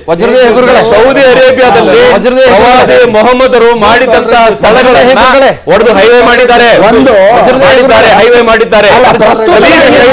Headlines ಅಲ್ಲಿ ಬಂದಿತ್ತು, ಆ ಪೇಪರ್ ನನ್ನ ಹತ್ರ ಇದೆ. ಗುರುಗಳೇ ಮಾತನಾಡಿ. ಪ್ರಸ್ತುತವಾದಂತಹ ಸನ್ನಿವೇಶದಲ್ಲಿ ನಾವು ಈ ವರ್ಷಿಪ್ ಆಧಾರದ ಮೇಲೆನೆ 3 ಕ್ಷೇತ್ರಗಳನ್ನ ಬಹಳ ಹಿಂದಿನಿಂದ ಪ್ರಸ್ತಾವನೆ ಮಾಡ್ತಾ ಬಂದಿದ್ದೀವಿ. ಅಯೋಧ್ಯ, ಮಥುರಾ, ಕಾಶಿ. ಇದು 3 ಕೂಡ ನಮ್ಮ ಅಗಣಿತವಾಗಿರುವಂತಹ ನಂಬಿಕೆಯ ಬಹಳ ಶತಮಾನಗಳಿಂದ ನಮ್ಮ ಹಿರಿಯವರು ನಮ್ಮ ಶತಮಾನಗಳಿಂದ ಆರಾಧಿಸಿಕೊಂಡು ಬಂದ ಕ್ಷೇತ್ರವನ್ನ ಬಹಳ ನೀವು ಪ್ರೀತಿಯಿಂದ ಬಿಟ್ಟುಕೊಡಿ, ನಮ್ಮ ಆಸ್ತಿಯ ಮೇಲೆ ನೀವು ಗುಂಬಸ್ ಕಟ್ಟಿದ್ದೀರಿ ಎನ್ನುವುದಕ್ಕೆ ಬಹಳ ಬಾರಿ ನಾವುಗಳು ಚರ್ಚೆ ಮಾಡಿದ್ದೇವೆ. ಇದೇ ವಾಹಿನಿಗಳಲ್ಲಿ, ವಿಸ್ತಾರ ವಾಹಿನಿ ಅಂತ ವಾಹಿನಿಗಳಲ್ಲಿ ಬಹಳ ಬಾರಿ ಚರ್ಚೆ ಮಾಡಿದ್ದೇವೆ. ಆದ್ರೆ ಎಲ್ಲೂ ಕೂಡ ರಜಾಕ್ರಂತವರು ಅದನ್ನು ಒಪ್ಪುಕೊಳ್ಳೇ ಇಲ್ಲ. ಯಾಕೆ ಅಂದ್ರೆ ಅವರಿಗೂ ಒಂದು ಅಪರಾಧ ಇದೆ. ಏನು ಅಂತಂದ್ರೆ, ಹಿಂದೂಗಳ ಅಸ್ತಿತ್ವದ ಮೇಲೆ ನಾವು ನಮಾಜ್ ಮಾಡಬಾರ್ದು ಅನ್ನುವ ವಿಷಯ ಅವರಿಗೆ ಗೊತ್ತಿದ್ರು ಕೂಡ, ಅದು ಹರಾಮ್ ಅನ್ನುವ ವಿಷಯ ಗೊತ್ತಿದ್ರು ಕೂಡ ಅದನ್ನು ಇನ್ನೂ ಸಮರ್ಥನೆ ಮಾಡ್ತಾರೆ ಅನ್ನುವುದೇ ನಮ್ಗೆ ಇರುವಂತಹ ದೊಡ್ಡ ಸಂಶಯ. ಇದು ಒಂದು. ಎರಡನೆಯದ್ದು, ಇವರು ಯಾವುದೇ ಸಂದರ್ಭದಲ್ಲಿ ಸನ್ಮಾನ್ಯ ಸರ್ವೋಚ್ಚ ನ್ಯಾಯಾಲಯವನ್ನ ಒಪ್ಪೋದಿಲ್ಲ, ಪ್ರಾಚ್ಯ ವಸ್ತು ಇಲಾಖೆಯನ್ನು ಒಪ್ಪೋದಿಲ್ಲ. ಆದ್ರೆ ಸರ್ಕಾರದ ಸವಲತ್ತುಗಳು ಎಲ್ಲ ಇವರಿಗೆ ಬೇಕು. ಇಂತಹ ದ್ವಂದ್ವ ವಿಮುಖ ನೀತಿಯಲ್ಲಿ ಇವರು ಯಾಕೆ ಸಾಕ್ತಾರೆ ಅನ್ನೋದೇ ನಮಗಿರುವಂತಹ ಆತಂಕ. ನಮ್ಮಲ್ಲಿರುವಂತಹ ಪ್ರಶ್ನೆ, ಸಮಾಜ ಏಕೀಕರಣದಲ್ಲಿ ಅನ್ಯೋನ್ಯತೆಯಲ್ಲಿ ಸಾಗಬೇಕಾದ್ರೆ ಒಂದು ಕೈಯಲ್ಲಿ ಚಪ್ಪಾಳೆ ತಟ್ಟಿದ್ರೆ ಸಮಾಜ ಸರಿಯಾಗೋದಿಲ್ಲ, 2 ಕೈ ಸೇರ್ಬೇಕು. ಇದು ಭಾರತ ದೇಶ, ಭರತ ಭೂಮಿ. ಮುಸ್ಲಿಮರು ಇರಬಹುದು, ಕ್ರಿಶ್ಚಿಯನ್ರು ಇರಬಹುದು, ಹಿಂದೂಗಳು ಇರಬಹುದು, ಇವರೆಲ್ಲ ಐಕ್ಯಮತ್ಯದಲ್ಲಿ ಹೋಗಬೇಕಾದ್ರೆ ಎಲ್ಲರೂ ಇದನ್ನ ಅರಿತುಕೊಂಡು ಸಾಗಬೇಕಾದಂತ ಅವಶ್ಯಕತೆ ಇವತ್ತಿನ ಕಾಲದ ದರ್ದು ಮತ್ತು ತುರ್ತು. ಇದನ್ನ ಸನ್ಮಾನ್ಯ ರಜಾಕ್ ಅವರು ಅರಿತುಕೊಳ್ತಾರೆ ಅಂತ ಭಾವಿಸ್ತೇವೆ. ಡಿಬೇಟ್ ಮಾಡೋದು ನೋಡುವವರ ಕಣ್ಣಿಗೆ ಮತ್ತೆ ಕೇಳುವವರ ಕಿವಿಗೆ ಅದು ಸರಿಯಾದ ವಿಷಯ ಮುಟ್ಟಬೇಕನ್ನೋದು ನಮ್ಮ ಚರ್ಚೆಯ ವಾದ. ಪ್ರಗಣಿತವಾಗಿ ಸಾಗಬೇಕನ್ನುವುದು ಅಗತ್ಯವೇ ಇಲ್ಲ. ನಮ್ಗೇನು ಬೇಕು, ಈ ಚರ್ಚೆ ಯಾಕೆ ವಾಹಿನಿಗಳು ಇರ್ತವೆ ಅಂತಂದ್ರೆ ಇಲ್ಲಿರುವಂತ ತಪ್ಪು ಒಪ್ಪುಗಳನ್ನ ನಾವು ಸಂದಿಗ್ಧತೆಯಲ್ಲಿ ತೋರಿಸಿಕೊಳ್ಬೇಕನ್ನುವ ವಿಷಯಕ್ಕಾಗಿ. ಇದನ್ನ ಬಿಟ್ಟು ನನ್ನದೇ ಸಾರಿ ಅಂತ ಮಾತಾಡೋದು ಇದೆಯಲ್ಲ, ಇದನ್ನ ಬಿಟ್ಟು ಅಹಮ್ಮನ್ನ ಬಿಟ್ಟು ಮಾತಾಡಬೇಕು. Right right right, one at a time please. ನಾನು ಮಾತಾಡಿಸ್ತೀನಿ, ನಾನು ದಯವಿಟ್ಟು ಅವಕಾಶ ಕೊಟ್ಟಾಗ ದಯಮಾಡಿ ಮಾತನಾಡಿ. ನನಗೆ ಜಗಳ ಆಡಿಸಿ ಇಲ್ಲಿ ಮತ್ತೆ ಧರ್ಮಗಳ ನಡುವೆ ತಂದಿಟ್ಬಿಟ್ಟು ತಮಾಷೆ ನೋಡೋಂಥ ವ್ಯಕ್ತಿ ನಾನಲ್ಲ. ನಾನು ಅದನ್ನು ಮಾಡೋದಿಲ್ಲ, ನನಗೆ ಅದು ಬೇಕಾಗೂ ಇಲ್ಲ. I don't want to do it. ನಾನು ASI ರಿಪೋರ್ಟ್ ನಲ್ಲಿ ಏನಿದೆ ಅದನ್ನ ಮಾತ್ರ ಹೇಳ್ತೇನೆ. ರಜಾಕ್ ಪ್ಲೀಸ್ ಲೆಟ್ ತಲಕಾಡು ಚಿಕ್ಕರಂಗೇಗೌಡರು talk, then I will get back to you. ಈ ಆರ್ಟಿಫ್ಯಾಕ್ಟ್ಗಳು, ಡೀಟೇಲ್ಗಳು, ಅನಾಲಿಸಿಸ್ಸು, ASI ಕೊಟ್ಟಿರೋ ರಿಪೋರ್ಟ್ಗಳು, ನ್ಯಾಯಾಲಯಗಳು ಹೇಳಿರೋ ರಿಪೋರ್ಟ್ಗಳು ಸಿಕ್ಕಾಪಟ್ಟೆ ಇದ್ದಾವೆ. 1000 ಪುಟಗಳ ಇಷ್ಟು ದೊಡ್ಡ ರಿಪೋರ್ಟ್ ಕಾರ್ಡ್ ಇದೆ. ಆ ರಿಪೋರ್ಟ್ ಕಾರ್ಡ್ನ ನೀವು ಒಪ್ತಿರೋ ಬಿಡ್ತಿರೋ ಅನ್ನೋದ್ರ ಮೇಲೆ ನಿರ್ಧಾರ ಆಗೋದಿಲ್ಲ. ನಾವು ಸಂವಿಧಾನಬದ್ಧವಾಗಿ ನಂಬಿರುವ ನ್ಯಾಯಪೀಠಗಳು ನಾಳೆ ಏನು ಹೇಳ್ತವೆ ಅನ್ನೋದ್ರ ಮೇಲೆ ಇದೆಲ್ಲವೂ ಕೂಡ ಅರ್ಹವಾಗಿದ್ದಾವೆ ಅನ್ನೋದನ್ನ ತಾವು ತಲೆಯಲ್ಲಿ ದಯವಿಟ್ಟು ಇಟ್ಕೊಳ್ಬೇಕು. ನಾನು ಮತ್ತೆ ಮಾತಾಡಿಸ್ತೀನಿ. ಏನಂತೀರಿ ಗೌಡ್ರೆ? ಅಲ್ಲ, ಇವತ್ತಿನ ಎಲ್ಲ ಚರ್ಚೆ ಈ ಪ್ರಮಾಣದಲ್ಲಿ ಮಾಡೋದಕ್ಕೆ ಬಾಬಾ ಸಾಹೇಬ್ ಅಂಬೇಡ್ಕರ್ ಅವರು ಕೊಟ್ಟುವಂಥ ಸಂವಿಧಾನ ಮೂಲ ಕಾರಣ. ಹೌದು. ಇದೇ ಸಂವಿಧಾನ 10ನೇ ಶತಮಾನದಲ್ಲಿ 14ನೇ ಶತಮಾನದಲ್ಲಿ ಇದ್ದಿದ್ರೆ ಬಹುಶಃ ಈ ರೀತಿ ಆಗ್ತಿರ್ಲಿಲ್ಲ. ಆವಾಗ ಯಾರು ರೂಲ್ ಮಾಡ್ತಾರೆ ಅವ್ರದ್ದೇ ಕಾನೂನು, ಲಾ ಮೇಕರ್ ಆಗಿದ್ದರು. ರೈಟ್. ಅವ್ರಿಗೆ ಇಷ್ಟ ಬಂದಂಥ ಕಾನೂನು ಮಾಡಿಕೊಂಡ್ರು. ಈಗ ನನ್ನ ಮೂಲಭೂತ ಪ್ರಶ್ನೆ, ಒಂದು ಸಾರಿ ಕೋರ್ಟು ಒಂದು ತೀರ್ಮಾನವನ್ನು ಕೊಟ್ಟರೆ ಅದಕ್ಕೆ ನಾವೆಲ್ಲರೂ ಬದ್ಧರಾಗಬೇಕು. Absolutely correct. ರಾಮ ಮಂದಿರದ ಬಗ್ಗೆ ಕೋರ್ಟು ಒಂದು ತೀರ್ಪು ಕೊಟ್ಟಿದೆ. ಓಕೆ. ರಾಮ ಮಂದಿರ ನಾನ್ ಮುಸ್ಲಿಂ ಪ್ಲೇಸ್ ಅಂತೇಳಿ ಕೋರ್ಟ್ ಹೇಳಿದ್ಮೇಲೆ ಮುಸ್ಲಿಮ್ಸ್ ಅದನ್ನು ಒಪ್ಕೊಳ್ಳೇಬೇಕು. ಒಪ್ಕೊಂಡಿದ್ದಾರೆ, ಒಪ್ಕೊಳ್ಳೇಬೇಕು. ಅದಾದ ನಂತರ ಅವರಿಗೆ ಸಪರೇಟ್ 5 ಎಕರೆ ಜಾಗ ಕೊಟ್ಟಿದ್ದಾರೆ. ಅದಾದ ನಂತರ ಅಲ್ಲಿ ಏನು, ಹೇಗೆ, ಏನು ಅನ್ನೋದ್ರ ಬಗ್ಗೆ ನಾನ್ ಮುಸ್ಲಿಮ್ಸು ಮಾತಾಡಬೇಕು. ಓಕೆ. ಈಗ ಅಲ್ಲಿ ನಡೀತಾ ಇರೋ ಸರಿನಾ ತಪ್ಪ ಅದ್ರ ಬಗ್ಗೆ ಒಂದು ಚರ್ಚೆ ನೀವು ಇಟ್ಕೋಬೇಕಾಗುತ್ತೆ. ರೈಟ್. ಅದು ಯಾರಿಗೆ ಸೇರಬೇಕಿತ್ತು, ಅಲ್ಲಿ ಯಾರು ಇರಬೇಕಿತ್ತು, ಟ್ರಸ್ಟ್ ಎಲ್ಲ ಇರಬೇಕು, ಅದೆಲ್ಲ ನಾನ್ ಮುಸ್ಲಿಮ್ಸ್ ಇಶ್ಯೂ. ರೈಟ್. ಅದು ಹಿಂದೂಗಳದ, ಬೌದ್ಧರದ, ಜೈನರದ, ಹಿಂದೂಗಳಲ್ಲಾದರೆ ಯಾವ ಪಂಥದವ್ರದ್ದು, ಇದೆಲ್ಲ ಪ್ರಶ್ನೆಗಳು ಉದ್ಭವ ಆಗುತ್ತೆ. ನಮ್ಮ ಸಂವಿಧಾನದಲ್ಲಿ ಅದನ್ನೆಲ್ಲ ಪ್ರಶ್ನೆ ಮಾಡೋ ಹಕ್ಕು ನಮಗಿದೆ. ಸರಿ. ಅದು ಒಂದು ಸಬ್ಜೆಕ್ಟು. ಸರಿ. ಈಗ ಜ್ಞಾನವ್ಯಾಪಿ ಬಗ್ಗೆ ಮಾತಾಡ್ತಿದ್ದೀರಾ. ಮೇಲ್ನೋಟಿಗೆ ಸ್ಪಷ್ಟವಾಗಿ ಕಾಣುತ್ತೆ it's A non Islamic structure ಅಂತ. ಅದ್ರ ಬಗ್ಗೆ ಯಾವುದೇ ಡೌಟ್ ಇಲ್ಲ. ಮತ್ತೆ ನೋಡಿದವ್ರಿಗೂ ಕೂಡ ಗೊತ್ತಾಗ್ಬಿಡುತ್ತೆ, ಮೇಲ್ನೋಟಿಗೆ ಗೊತ್ತಾಗ್ಬಿಡುತ್ತೆ. ಆಮೇಲೆ ಆ ಸ್ಟ್ರಕ್ಚರ್ ನೋಡ್ತಿದ್ದಾಗೆ ಒಬ್ಬ ಇತಿಹಾಸದ ವಿದ್ಯಾರ್ಥಿಯಾಗಿ ನಾನು ಕೂಡ ಹೇಳ್ಬೋದು, ಅದು ಬಿಫೋರ್ 10th century. ಕರೆಕ್ಟ್. 5-6ನೇ ಶತಮಾನದಲ್ಲಿ UN ಸಾಂಗ್ ಅದರ ಮೆನ್ಷನ್ ಮಾಡಿದ ಅವನಿಗಿಂತ ಒಂದು 200 ವರ್ಷಗಳ ಹಿಂದೆ ಅದು ಕಟ್ಟಿರ್ತಾರೆ. 7ನೇ ಶತಮಾನದಲ್ಲಿ ಅಲ್ಲ, ಅವನು 7ನೇ ಶತಮಾನದಲ್ಲಿ ಅವನು ದಾಖಲು ಮಾಡಿದ್ರು. ಅದು 5ನೇ ಶತಮಾನದಲ್ಲೂ ಆಗಿರ್ಬೋದು, ಅದಕ್ಕಿಂತ ಹಿಂದೆ ಇರ್ಬೋದು. ಒಟ್ಟಲ್ಲಿ ಬಿಫೋರ್ 10th century, 10ನೇ ಶತಮಾನದ ಹಿಂದಿನ ರಚನೆ. ಅದು ಯಾರ್ದು ಏನು ಅಂತ ಹೇಳೋದಕ್ಕೆ ನನಗೂ ಹಕ್ಕಿರಲ್ಲ, ಇವ್ರಿಗೂ ಇರಲ್ಲ, ಅವ್ರಿಗೂ ಹಕ್ಕಿರಲ್ಲ. ನಮ್ಮ ದೇಶದಲ್ಲಿ ಸಂವಿಧಾನದ ಪ್ರಕಾರ ನ್ಯಾಯಾಲಯಕ್ಕೆ ಮಾತ್ರ ಹಕ್ಕಿದೆ. ನ್ಯಾಯಾಲಯವು ಕೂಡ ಪರಿಗಣಿಸ್ಬೇಕಾದ್ರೆ ಯಾರು ವಾದವನ್ನು ಪರಿಗಣಿಸುತ್ತೆ ಅಂದರೆ ASI ಏನು ಅಧಿಕೃತವಾಗಿ ಕೊಡ್ತಾರೆ ಅದರ ಆಧಾರದ ಮೇಲೆ ಅವ್ರು ಕೊಡ್ತಾರೆ. ಅದರ ನಂತರ ಅವ್ರು ಏನು ಹೇಳ್ತಾರೆ ಅದರ ಪ್ರಕಾರ ನಾವು ಹೋಗ್ಬೇಕಾಗುತ್ತೆ. ಓಕೆ. ಸೊ ಹೀಗಾಗಿ ಜ್ಞಾನವ್ಯಾಪಿ ಬಗ್ಗೆ ಯಾವುದೇ ಚರ್ಚೆ ನ್ಯಾಯಾಲಯ ತೀರ್ಮಾನ ಕೊಡೋವರೆಗೂ ಮಾಡೋದು ಅನವಶ್ಯಕ. ನಾಳೆ ನ್ಯಾಯಾಲಯ ಎಸ್ ಅದು ಮುಸಲ್ಮಾನರದಲ್ಲ ಅಂದರೆ ಮುಸಲ್ಮಾನರು ನಗುನಗ್ತಾ ಅದನ್ನು ಸರ್ಕಾರಕ್ಕೆ ಹ್ಯಾಂಡ್ ಓವರ್ ಮಾಡಬೇಕು. ನಂತರ ಸರ್ಕಾರ ಅದನ್ನು ಯಾರಿಗೆ ಕೊಡಬೇಕು ಅನ್ನೋದ್ರ ಬಗ್ಗೆ ಚರ್ಚೆ ಆಗಬೇಕು. ಸೊ ಹೀಗಾಗಿ ಈಗ ರಾಮ ಮಂದಿರ ಇರಲಿ, ಜ್ಞಾನವ್ಯಾಪಿ ಇರಲಿ, ಅಥವಾ ಶ್ರೀರಂಗಪಟ್ಟಣದ ಮಸೀದಿ ಇರಲಿ, ಅಥವಾ ಆಂಜನೇಯನ ದೇವಸ್ಥಾನ ಇರಲಿ, ಪ್ರತಿಯೊಂದು ಕೂಡ ನ್ಯಾಯಾಲಯದ ಆದೇಶ ಪ್ರಕಾರ ನಡಿಬೇಕು. ಅದಾದಮೇಲೆ ದೊಡ್ಡ ಪ್ರಶ್ನೆ ಅಲ್ಲಿ ಏನು ನಡೀತಿದೆ ಅನ್ನೋದನ್ನು ಅದಕ್ಕೆ ಸಂಬಂಧಪಟ್ಟವ್ರು ಮಾತಾಡಬೇಕಾಗುತ್ತೆ. Right right, absolutely correct. ಇದರ ಜೊತೆಗೆ ನಾನು ಕೆಲವು ವಿಷಯಗಳನ್ನು ಇಲ್ಲಿ ಹಂಚ್ಕೊಳ್ಬೇಕಾಗಿರೋದೇನು ಅಂತಂದರೆ, ಈ 3 ಡೋಮ್ಗಳು ಅಂತ ಏನಿದೆ ಜ್ಞಾನವ್ಯಾಪಿಯ ಮೇಲೆ ಇರುವಂಥ ಡೋಮ್ಗಳು, ಅದನ್ನು ಸೂಪರ್ ಇಂಪೋಸ್ ಮಾಡಲಾಗಿದೆ ಅನ್ನೋದ್ರ ಬಗ್ಗೆ ASIನ ಸರ್ವೆ ರಿಪೋರ್ಟ್ನಲ್ಲಿ ಇರೋದು. ಅದರ ಜೊತೆಗೆ ಇನ್ನೂ ಒಂದಿಷ್ಟು ನಾನು ಹೇಳ್ಬಿಡ್ತೇನೆ. ಇದು ಜ್ಞಾನವ್ಯಾಪಿಯ ಈ ಜಾಗ ಏನಿದೆ ಇದು ಮೂಲ ಪದ ಸಂಸ್ಕೃತ, ಅಂದರೆ ಈ ನಾಲೆಡ್ಜಿನ ಬಾವಿ ಅಂತ, ಜ್ಞಾನದ ಬಾವಿ ಅನ್ನೋದು ಜ್ಞಾನವ್ಯಾಪಿ ಅಂತ ಹೆಸರು. ಒಂದು ಮಸೀದಿಗೆ ಸಂಸ್ಕೃತದ ಹೆಸರು ಬರುವುದಕ್ಕೆ ಸಾಧ್ಯವೇ ಇಲ್ಲ ಅಂತ ಅಂದು ಕೂಡ ಬಹಳ ಸ್ಪಷ್ಟವಾಗಿ ಉಲ್ಲೇಖ ಹಲವು ಕಡೆಗಳಲ್ಲಿ ಆಗಿದೆ. 2ನೇ 3ನೇ ಪಾಯಿಂಟ್ ಏನು ಅಂತಂದರೆ, 1194ನಲ್ಲಿ ಐಬಕ್ ಏನಿದ್ದಾನೆ ಆತ ಮೊದಲಿಗೆ ಇದನ್ನು ಡೆಮಾಲಿಷ್ ಮಾಡ್ತಾನೆ. ನಂತರದಲ್ಲಿ 1236ನಲ್ಲಿ ರಜಿಯಾ ಸುಲ್ತಾನ್ ಇದನ್ನು ಡೆಮಾಲಿಷ್ ಮಾಡ್ತಾನೆ. ಅದಾದಮೇಲೆ 1669ನಲ್ಲಿ ಔರಂಗಜೇಬ ಇದನ್ನು ಡೆಮಾಲಿಷ್ ಮಾಡ್ತಾನೆ. ಈ ಸಂದರ್ಭದಲ್ಲಿ 67ನಲ್ಲಿ ಒಂದು ಉಲ್ಲೇಖ ಇದೆ. ಪೀಟರ್ ಮ್ಯಾಂಡಿ ಅನ್ನುವ ಒಬ್ಬ ಮನುಷ್ಯ, ಅಲ್ಲಿ ಬರುವಂಥ ಒಬ್ಬ ಪ್ರವಾಸಿಗ ಇದನ್ನು ಡಾಕ್ಯುಮೆಂಟ್ ಮಾಡಿದ್ದಾನೆ. 67ನಲ್ಲಿ ಆತ ಉಲ್ಲೇಖ ಮಾಡಿರೋದೇನು ಅಂತಂದರೆ, ಆ ಜಾಗದಲ್ಲಿ ಭವ್ಯವಾದಂಥ ಒಂದು ಮಂದಿರ ಇತ್ತು ಮತ್ತು ಭಾಳ ಬ್ಯೂಟಿಫುಲ್ ಮಂದಿರ ಅಂತ. ಹಾಗೆ ತಲಕಾಡು ಚಿಕ್ಕರಂಗೇಗೌಡರು ಹೇಳ್ತಾ ಇದ್ದ ಹಾಗೆ 7ನೇ ಶತಮಾನದಲ್ಲಿ ಹ್ಯುಯನ್ ಸಾಂಗ್ ಸೇರಿದಂತೆ ಇನ್ನೂ ಸುಮಾರು ಜನ ಇದ್ರ ಬಗ್ಗೆ ಉಲ್ಲೇಖ ಮಾಡಿದ್ದಾರೆ.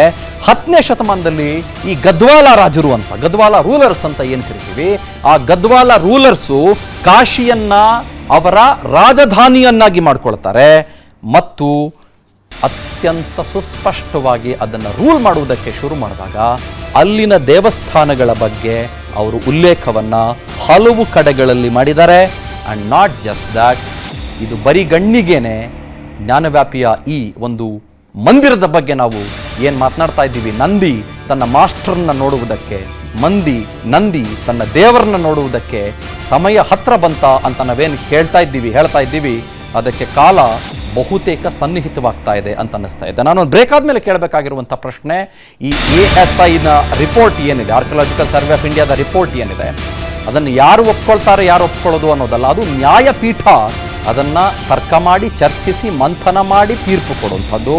ಆ ಕಾರಣಕ್ಕಾಗಿ ಏನಾಗಬಹುದು ಅಂತನ್ನುವ ಪ್ರಶ್ನೆ ಖಂಡಿತವಾಗ್ಲೂ ಕೂಡ ಇದೆ. ಆದರೆ ಒಂದು ಖೇದಕರ ವಿಷಯ ಏನು ಅಂತಂದರೆ, ಇಲ್ಲಿ ದೇವರುಗಳೇ ಪಾಪ ಲಿಟಿಗೆಂಟ್ಗಳ ರೀತಿಯಲ್ಲಿ ಕಕ್ಷಿದಾರರಾಗ್ಬಿಟ್ರಲ್ಲ ಅಂತನ್ನೋದು ಕೂಡ ಬಹಳ ಖೇದಕರವಾದಂಥ ವಿಷಯ. ಮತ್ತು ನಮ್ಮ ಸಂಸ್ಕೃತಿಯನ್ನು ಉಳಿಸ್ಕೊಳ್ಬೇಕು ಅಂತಂದರೆ ನ್ಯಾಯಪೀಠದ ಮೊರೆಗೆ ಹೋಗಬೇಕಾಯಿತು, ಅದು ಅನಿವಾರ್ಯವೂ ಆಯಿತು. ಭಾಳ ಇಂಟ್ರೆಸ್ಟಿಂಗ್ ಏನು ಗೊತ್ತಾ, ಈ ಕಾಶಿ ಜ್ಞಾನವ್ಯಾಪಿ ಈ ಮಂದಿರದ ಮೇಲೆ, ಭವ್ಯ ಮಂದಿರದ ಮೇಲೆ ಅದೆಷ್ಟು ಸಲ ದಾಳಿಯನ್ನು ನಡೆಸಿದ್ರು ಕೂಡ ಹಿಂದೂಗಳು ಆ ದಾಳಿಯನ್ನು ಬಹಳ ದೊಡ್ಡ ಮಟ್ಟದಲ್ಲಿ ಪ್ರತಿರೋಧಿಸ್ತಾನೆ ಬಂದರು. ನಾನು ಹೇಳಿದೆ ಮೂರು ಸಲ ದಾಳಿಗಳ ಮೇಲೆ ದಾಳಿ ಎಲ್ಲವೂ ಕೂಡ ಆಗೋಯ್ತು ಅಂತ. ಆಮೇಲೆ ಭಾಳ ಇಂಟ್ರೆಸ್ಟಿಂಗ್ ಏನು ಗೊತ್ತಾ, ಈ ಅನೇಕ ಜನ ಸುಲ್ತಾನರು, ಅನೇಕ ಜನ ಈ ರಾಜರು ಅಂತ ಕರೆಸ್ಕೊಳ್ತಾ ಇದ್ದವರು ಹಲವು ಮಂದಿರಗಳನ್ನು ಒಟ್ಟೊಟ್ಟಾಗಿ ದಾಳಿ ಮಾಡಿಬಿಟ್ರು ಅನ್ನೋದನ್ನು ಹಿಸ್ಟ್ರಿ ಹೇಳುತ್ತೆ. ಇನ್ಫ್ಯಾಕ್ಟ್ ಇನ್ನೊಂದು ಭಾಳ ಇಂಟ್ರೆಸ್ಟಿಂಗು ನಾನು ಪಾಯಿಂಟ್ಔಟ್ ಮಾಡ್ಕೊಳ್ತಾ ಇದ್ದೆ, ಈ ಕಾಶಿಖಂಡದ ಸ್ಕಂದ ಪುರಾಣದ ಅಡಿಯಲ್ಲಿ ಈ ಕುವಾದ ಒಳಗೆ ಸಿಕ್ಕಂಥ ಆ ಶಿವಲಿಂಗದ ಬಗ್ಗೆ ಒಂದು ಉಲ್ಲೇಖ ಬರುತ್ತೆ. ನಾನು ಅದನ್ನು ಓದ್ತಾ ಇದ್ದಾಗ ನನಗೆ ಬಹಳ ರೋಮಾಂಚನ ಅಂತ ಅನಿಸುತ್ತೆ. ಯಾಕಂದ್ರೆ ಅದನ್ನು ಕರೀತಾರೆ ಇಟ್ಸ್ ಎ ಸೆಲ್ಫ್ ಮ್ಯಾನಿಫೆಸ್ಟೆಡ್ ಲಿಂಗ ಅಂತ ಕರೀತಾರೆ. ಭಾಳ ಜನ ಇದು ಮೈಥಾಲಜಿ ಹಾಗೆ ಹೀಗೆ ಮತ್ತೊಂದು ಮಗದೊಂದು ಅಂತ ಇದನ್ನು ಹಂಗೆ ಅಂದ್ಬಿಡ್ಬೋದು, ಇದನ್ನ ಹಾಗೆ ಹೀಗೆ ಅಂತ ಸಾರಿಸಿ ಬಿಡ್ಬೋದು. ಆದರೆ ಅನೇಕ ಕಡೆಗಳಲ್ಲಿ ಇದರ ಉಲ್ಲೇಖ ಇದು ಸ್ವಯಂಭೂಲಿಂಗ ಅಂತ ಬರೀತಾರೆ. ಅದರ ಮೇಲೆ ಸ್ಪಷ್ಟವಾಗಿ ಒಂದು ಕಾಂಟ್ರವರ್ಸಿ ಶುರುವಾಗುತ್ತೆ, ಅದು ಶಿವಲಿಂಗವೇ ಅಲ್ಲ, ಅದು ಫೌಂಟೇನ್ ಅಂತ. ಅದು ಕಾರ್ಬನ್ ಡೇಟಿಂಗ್ ಹೋಗುತ್ತೆ. ಕಾರ್ಬನ್ ಡೇಟಿಂಗ್ ಹೋದ ನಂತರದಲ್ಲಿ ಅದರ ರಿಪೋರ್ಟ್ ಕಾರ್ಡು ಕೂಡ ಆರ್ಕಿಯಾಲಜಿಕಲ್ ಸರ್ವೆ ಆಫ್ ಇಂಡಿಯಾ ಬರೆದಿರುವ ಡೀಟೇಲ್ಸ್ನಲ್ಲಿ ಬಂದಿದೆ. ಬಹುಶಃ ಅದನ್ನು ಅಬ್ದುಲ್ ರಜಾಕ್ ಅವರು ಗಮನಿಸಿಲ್ಲ, ಓದಿಲ್ಲ ಅಂತ ಕೂಡ ನಾನು ಮಾತನಾಡ್ತೇನೆ. ಕಾರ್ಬನ್ ಮಾಡ್ತೀರಿ? ನಾನು ಮಾತಾಡಲ್ಲ please, it's your show. Carbon dating, ತಾವು ಕಲ್ಲು ಗಣಿಗಾರಿಕೆಯಲ್ಲೂ ಇದ್ದೀರಿ, ತಾವು ಕಾರ್ಯಲ್ಲೂ ಇದ್ದೀರಿ, ತಾವು ಬಿಸ್ನೆಸ್ಸು ಅದೇ ಅಂತ ನನಗೆ ಭಾಳ ಚೆನ್ನಾಗಿ ಗೊತ್ತಿದೆ. ಈ ಕಾರ್ಬನ್ ಡೇಟಿಂಗು ಯಾವ ಇಸವಿಯದ್ದು, ಯಾವ ವರ್ಷದ್ದು, ಅಥವಾ ಎಷ್ಟು ಶತಮಾನಗಳಷ್ಟು ಹಳೆಯದ್ದು ಅನ್ನುವುದನ್ನು ಗಮನಿಸುವುದಕ್ಕೂ ಕೂಡ carbon dating cannot be done for a stone. ಈ ದೇಶದಲ್ಲಿ ಎಷ್ಟೋ ಶಿವಲಿಂಗಗಳನ್ನ ಕಾರ್ಬನ್ ಡೇಟಿಂಗ್ ಪ್ರೊಸೀಜರ್ ಮಾಡಿ ಅದು ಯಾವ ಕಾಲದ್ದು ಅಂತ ಹೇಳಿ ಸ್ಪಷ್ಟವಾಗಿ ಆರ್ಕಿಯಾಲಜಿಕಲ್ ಸರ್ವೆ ಆಫ್ ಇಂಡಿಯಾದವರು ಇದು ಒಂದೇ ಅಲ್ಲ, ಬೇರೆ ಬೇರೆ ದೇವಸ್ಥಾನಗಳ ವಿಚಾರದಲ್ಲಿ ಕೊಟ್ಟಿದ್ದಾರೆ. ಲೈವ್ ಪ್ರೋಗ್ರಾಮ್ ನಲ್ಲಿ ಮಿಸ್ಲೀಡಿಂಗ್ ಇನ್ಫಾರ್ಮೇಶನ್ ಕೊಡಬಾರದು. ಹೇಳಿ ಕಲ್ಲಿಗೆ ಕಾರ್ಬನ್ ಡೇಟಿಂಗ್ ಅಪ್ಲೈ ಆಗಲ್ಲ. ಓಕೆ, ಕಲ್ಲಿಗೆ ಕಾರ್ಬನ್ ಡೇಟಿಂಗ್ ಅಪ್ಲೈ ಆಗೋದಿಲ್ಲ. ಬಟ್ 7000 ವರ್ಷಗಳ ಹಿಂದಿನ, ನಾನು ಹೇಳ್ತೀನಿ ಅದು ಹೇಗೆ ಅಪ್ಲೈ ಆಗುತ್ತೆ ಅಂತ. ತಲಕಾಡು ಚಿಕ್ಕರಂಗೇಗೌಡರು ಹೇಳಿ, ನಾನು ಹೇಳ್ತೀನಿ ಹೇಗೆ ಕಾರ್ಬನ್ ಡೇಟಿಂಗ್ ಕಲ್ಲಿಗೆ ಅಪ್ಲೈ ಆಗುತ್ತೆ ಅಂತ. ಮಾತಾಡ್ತೀನಿ, ಆಮೇಲೆ ಅಪ್ಲೈ ಆಗತ್ತಾ ಅಪ್ಲೈ ಆಗೋದಿಲ್ವಾ ಅಂತ ಮಾತಾಡೋಣ. ಈ ಶ್ರೀರಾಮ ಸೇತುವಿನ ಬಗ್ಗೆ ನಾವು ಚರ್ಚೆ ನಡೆಸ್ತಾ ಇದ್ದಾಗ ಫ್ಯೂಮಿಸ್ ಕಲ್ಲುಗಳು ಅಂತ ಅದನ್ನ ಬಳಸಿರೋದು ಅಂತ ಹೇಳ. ಫ್ಯೂಮಿಸ್ ಕಲ್ಲುಗಳು ಅಂತ, PUMICE ಕಲ್ಲುಗಳು ಅಂತ ಅದನ್ನ ಉಲ್ಲೇಖ ಮಾಡಿದಾಗ ಅದು ಎಷ್ಟು ವರ್ಷಗಳ ಹಳೆಯದ್ದು ಅನ್ನುವ ಸಂಶೋಧನೆ ನಡೆಸೋದಕ್ಕೆ ಶುರು ಮಾಡಿ. Ocean rocks will have contents of fish bones. Based on that you can do carbon dating, but not for any stone. ನಾನು ಇನ್ನ ಮುಗಿಸೇ ಇಲ್ಲ, ನೀವು ocean rocks are different. Sir ನಾನು ಬಂದೇ ಇಲ್ಲ. ಈಗಾಗಲೇ 1000 ಪುಟಗಳ ಆರ್ಕಿಯಾಲಜಿಕಲ್ ಸರ್ವೆ ಆಫ್ ಇಂಡಿಯಾದ ರಿಪೋರ್ಟ್ ಇರೋದು ಸರ್. 1000 ಅದ್ರಲ್ಲಿ ಪುಟದಲ್ಲಿ carbon ಎಷ್ಟು ಪುಟ dating ಓದಿದ್ದೀರಿ ಅಂತ ಉಲ್ಲೇಖ ನನಗೆ ಗೊತ್ತಿಲ್ಲ. ದಯಮಾಡಿ ಇರಿ sir. If I am saying something wrong, you be right in front of me, say that I am wrong ಅಂತ. ನನಗೇನು ತಕರಾರಿಲ್ಲ. ಇದು ಮಂದಿರವೇ, ಇದು ನನಗೇನು ಇದು ತಕರಾರಿಲ್ಲ. ಮಸೀದಿ ಎಲ್ಲ ಮಂದಿರ, ಮಸೀದಿ ಎಲ್ಲ ಮಂದಿರ. ನೀವು ಸುಪ್ರೀಂ ಕೋರ್ಟ್ ನ ಅಷ್ಟೊತ್ತಿನ ನೀವು ಏನ್ ಹೇಳ್ತಾ ಇದ್ದೀರಾ? ಇದು ಮಸೀದಿ ಎಲ್ಲ ಮಂದಿರ ನ್ಯಾಯಪೀಠದ ಅಂತೀರಾ? ಜಡ್ಜ್ಮೆಂಟ್ ಇದು ಮಸೀದಿ ಎಲ್ಲ ಮಂದಿರ ಇದ್ರೆ ನ್ಯಾಯಪೀಠದ ಮಂದಿರಕ್ಕೆ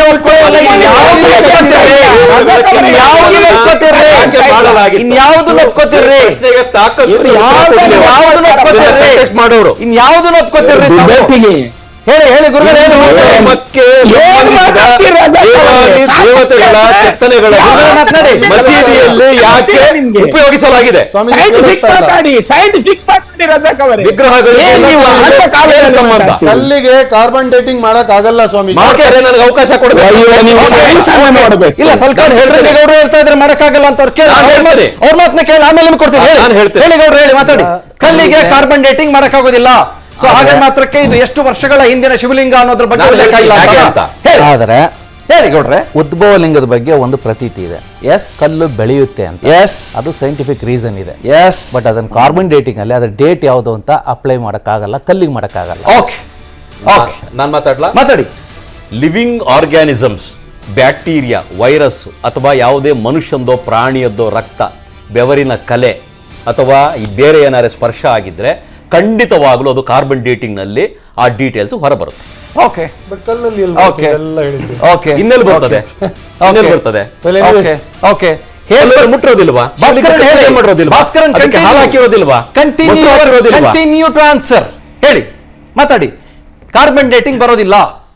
ಇದು ಅಬ್ದುಲ್ ರಜಾಕ್. ಯಾವಾಗ ಕಲ್ಲಿಗೆ ಕೈ ಸ್ಪರ್ಶವಾಗತ್ತೆ ಅದು ಪ್ರತಿಷ್ಠೆ. ಈಗ ಉದ್ಭವವಾದ ಲಿಂಗವಾದ್ರೂ ನಾನು ಹೇಳಿದ್ನಲ್ಲ, ಕಲ್ಲಿಗೆ ಕಾರ್ಬನ್ ಕೈ ಸ್ಪರ್ಶ ಡೇಟಿಂಗ್ ಯಾಕೆ ಆಗತ್ತೆ. ಅಪ್ಲೈ ಆಗುತ್ತೆ ಅಂತ ಹೇಳಿದ್ನಲ್ಲ. ಅದಕ್ಕಿಂತ ದೊಡ್ಡ ಮಾತು ಏನ್ ಬೇಕು? ಸೈಂಟಿಫಿಕ್ ನೋಡಿ. ಸೈಂಟಿಫಿಕಲಿ ಕಲ್ಲಿಗೆ ಯಾವಾಗ ಕೈ ಸ್ಪರ್ಶ ಆಗತ್ತಲ್ಲ, ಅದು ಉದ್ಭವ ಲಿಂಗ ಆಗಲಿ ಪ್ರತಿಷ್ಠಾ ಲಿಂಗ ಆಗಲಿ, ಪೂಜೆ ಮಾಡುವಾಗ ಒಬ್ಬ ಮನುಷ್ಯನ ಕೈ ಸ್ಪರ್ಶ ಆಗಿರುತ್ತೆ, ಅದು ತೊಳೆದಿರ್ತಾರೆ. ಅದಕ್ಕೆ ಜೇನುತುಪ್ಪ ಬಿದ್ದಿರುತ್ತೆ, ಮೊಸರು ಬಿದ್ದಿರುತ್ತೆ. Okay, okay. ಅದಕ್ಕೆ ಕಾರ್ಬನ್ ಡೇಟಿಂಗ್ ಅಂತ ಹೇಳೋದು. ಓಕೆ, ಅದಕ್ಕೆ ಕಾರ್ಬನ್ ಡೇಟಿಂಗ್ ಹೇಳೋದು. ಸೈಂಟಿಫಿಕಲಿ ಪ್ರೂವ್ ಆಗಿದೆ. ಓಕೆ, ಚರ್ಚೆ ಅಲ್ಲ. ಓಕೆ, 350,000 ಸಲ clean ಆಗಿ ನೋಡಿ, ಈಜಿಪ್ಷಿಯನ್ ಮಮ್ಮೀಸ್ ಇದೆಯಲ್ಲ, ಈಜಿಪ್ಷಿಯನ್ ಮಮ್ಮೀಸ್ ಪಿರಮಿಡ್ಸ್ ಆಯ್ತಲ್ಲ, 4,000 5,000 ವರ್ಷ ಹಿಂದಿದ್ದೆಲ್ಲ ಈಗ ಕಾರ್ಬನ್ ಡೇಟಿಂಗ್ ಮಾಡ್ತಾ ಇದ್ದಾರೆ. ಓಕೆ, ಕಲ್ಲಿಗೆ ಮಾಡ್ತಾ ಇಲ್ಲ ಭಾಸ್ಕರ್. ಓಕೆ. ಕಲ್ಲಿಗೆ ಮಾಡುವುದಿಲ್ಲ, ಆದ್ರೆ ಕಲ್ಲಿಗೆ ನಡೆದಂತ ಸ್ಪರ್ಶದ ಬಗ್ಗೆ ಮಾಡ್ತಾರೆ. ಓಕೆ, ಖಂಡಿತವಾಗಲು. Okay, okay, okay. ಬಿಡಿ ಬಿಡಿ ಬಿಡಿ ಬಿಡಿ ಬಿಡಿ ಬಿಡಿ ಬಿಡಿ ಬಿಡಿ ಬಿಡಿ ಮೊದಲನೇದಾಗಿ ನಿಮ್ಮ ಕಾರ್ಬನ್ ನಿಮ್ಮ ಕಾರ್ಬನ್ ಡೇಟಿಂಗ್ ಪ್ರಶ್ನೆ ಅಥವಾ ನಮ್ಮೆಲ್ಲರ ಕಾರ್ಬನ್ ಡೇಟಿಂಗ್ ಪ್ರಶ್ನೆಯನ್ನ ನಾನು ಆ ಕಡೆ ಇರ್ತಾನೆ. ಕೇಳ್ರಿ, ಒಂದ್ ನಿಮಿಷ ಕೇಳ್ರಿ ಅವ್ರ ಸಾರ್, ಪ್ಲೀಸ್ ದಯಮಾಡಿ ಕೇಳ್ರಿ, ಪ್ಲೀಸ್ ದಯಮಾಡಿ ಒಂದೇ ನಿಮಿಷ ಕೇಳ್ರಿ. ಅವೆಲ್ಲವನ್ನೂ ನಾನು ಒಂಚೂರು ಆ ಕಡೆ ಇಡ್ತಾನೆ. ನೀವು ನ್ಯಾಯಪೀಠಕ್ಕೂ ಗೌರವ ಕೊಡುವುದನ್ನ ದಯಮಾಡಿ ಕಲ್ತ್ಕೊಳ್ಬೇಕು ಅಂತ ನಾನು ರಿಕ್ವೆಸ್ಟ್ ಮಾಡ್ಕೊಳ್ತೀನಿ. ಅದರ ಜೊತೆಗೆ ಆರ್ಕಿಯಾಲಜಿಕಲ್ ಸರ್ವೆ ಆಫ್ ಇಂಡಿಯಾದ ರಿಪೋರ್ಟು ಈಗ 1000 ಪುಟಗಳ ರಿಪೋರ್ಟು, 1000 ಪೇಜಸ್ ರಿಪೋರ್ಟು ಇವಾಗ ಹೊರಗಡೆ ಬಂದಿದೆ. ಅದು ನಂತರದಲ್ಲಿ ನ್ಯಾಯಾಲಯದ ಸುಪರ್ದಿಗೆ ಹೋಗುತ್ತೆ. ಅದೇನಾಗತ್ತೆ ಅದಕ್ಕೂ ಗೌರವ ಕೊಡಬೇಕು ಅನ್ನೋದನ್ನ ನಾನು ರಿಕ್ವೆಸ್ಟ್ ಮಾಡ್ಕೊಳ್ತೀನಿ. ತೀರ್ಪು ಕೊಟ್ಟು ಮೂರನೇದು ಬಿಜೆಪಿ ರಾಜ್ಯಸಭಾ ಎಂಪಿ ಆಗ್ಬಿಡ್ತಾರೆ. ಮೂರನೇದು ಇವಾಗ ನೀವು ಒಪ್ಕೊಳ್ಳಿ. Please let me tell you ವಿರೋಧ ಮಾಡಿದವರು ಬಹಳ ಜನ ರಾಜ್ಯಸಭೆಗೆ ಹೋಗಿದ್ದಾರೆ. ರಾಮನನ್ನ ವಿರೋಧ ಮಾಡಿ ಬಹಳಷ್ಟು ಜನ ರಾಜ್ಯಸಭೆಗೆ ಹೋಗಿದ್ದಾರೆ. ಮಸೀರಿ ಆಲಂಗಿರಿ ಒಪ್ಕೋತೀರಾ? ಮಸೀರಿ ಆಲಂಗಿರಿ ಒಪ್ಕೋತೀರಾ? ಮಸೀರಿ ಆಲಂಗಿರಿ ಒಪ್ಕೋತೀರಾ? 11ನೇ ಅದರಲ್ಲಿ ದೇವಸ್ಥಾನ ಇದ್ರ ಬಗ್ಗೆ ಉಲ್ಲೇಖ ಇರೋದನ್ನ ಒಪ್ಕೋತೀರಾ? ಇದೇ ಔರಂಗಜೇಬನ ಬಗ್ಗೆ ಬರ್ದಿದ್ದು ಮಸೀರಿ ಆಲಂಗಿರಿ ಒಪ್ಕೋತೀರಾ? ಪ್ರಶ್ನೆ ಇದೆ. ಉಲ್ಲೇಖ ಇರೋದ್ರ ಬಗ್ಗೆ ಒಪ್ಕೋತೀರಾ?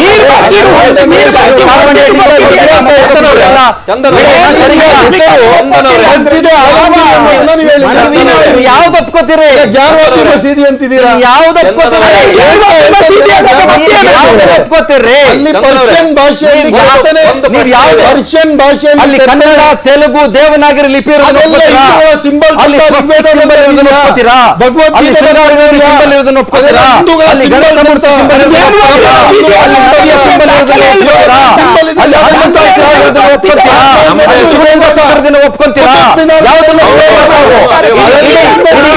ಬರೀ ಕಲ್ಲು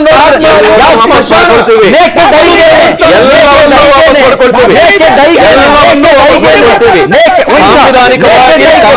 ಗಂಗೆನೆ ಅದು ಹಿಂದೂ ದೇವಸ್ಥಾನ ಅಂತ ಅನ್ನೋದನ್ನ ಒಪ್ಕೊಂತೀರಾ? ಈಗ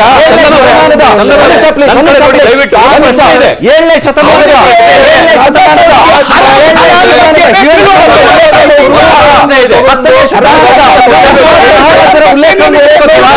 ನಾರಾಯಣ ಭಟ್ಟರ 1580 ನಾರಾಯಣ ಭಟ್ಟರ ಉಲ್ಲೇಖ. ಒಂದ್ ನಿಮಿಷ ಪ್ಲೀಸ್, 1580 ನಾರಾಯಣ ಭಟ್ಟರ ಉಲ್ಲೇಖವನ್ನು ಒಪ್ಕೊಳ್ತೀರಾ? ಯಾವ್ದನ್ನ ಒಪ್ಕೊಳ್ತೀರಿ? ನಿಮ್ಮ ಕುತುಬ್ದೀನ್ ಐಬಕ್ ನಾಶಪಡಿಸಿದನ್ನು ಒಪ್ಕೊಳ್ತೀರಾ? ರಜಾ ಸುಲ್ತಾನ ನಾಶಪಡಿಸಿದನ್ನು ಒಪ್ಕೊಳ್ತೀರಾ? 1669 ನಲ್ಲಿ ಔರಂಗಜೇಬ್ ನಾಶಪಡಿಸಿದನ್ನು ಒಪ್ಕೊಳ್ತೀರಾ? 67 ನಲ್ಲಿ ಪೀಟರ್ ಮೆಂಡಿ ಅಲ್ಲಿ ದೇವಸ್ಥಾನ ಭಾರತ ದೇಶ ಇತ್ತ, ಭಾರತ ದೇಶ ಇರ್ಲಿಲ್ಲ. ಅದು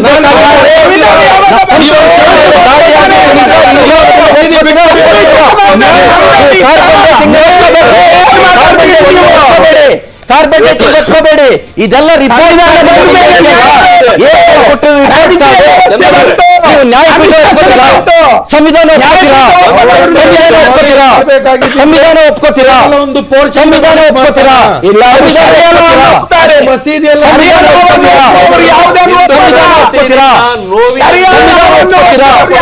ಸಂವಿಧಾನ ಒಪ್ಕೋತೀರಾ? ಒಂದ್ ನಿಮಿಷ ಸರ್, ನಗಬೇಡ್ರಿ. ಸಂವಿಧಾನ ಒಪ್ಕೋತೀರಾ? ಸಂವಿಧಾನ ಒಪ್ಕೋತೀರಾ? ಸಂವಿಧಾನ ಒಪ್ಕೋತೀರಾ? ಸಂವಿಧಾನ ಒಪ್ಕೋತೀರಾ?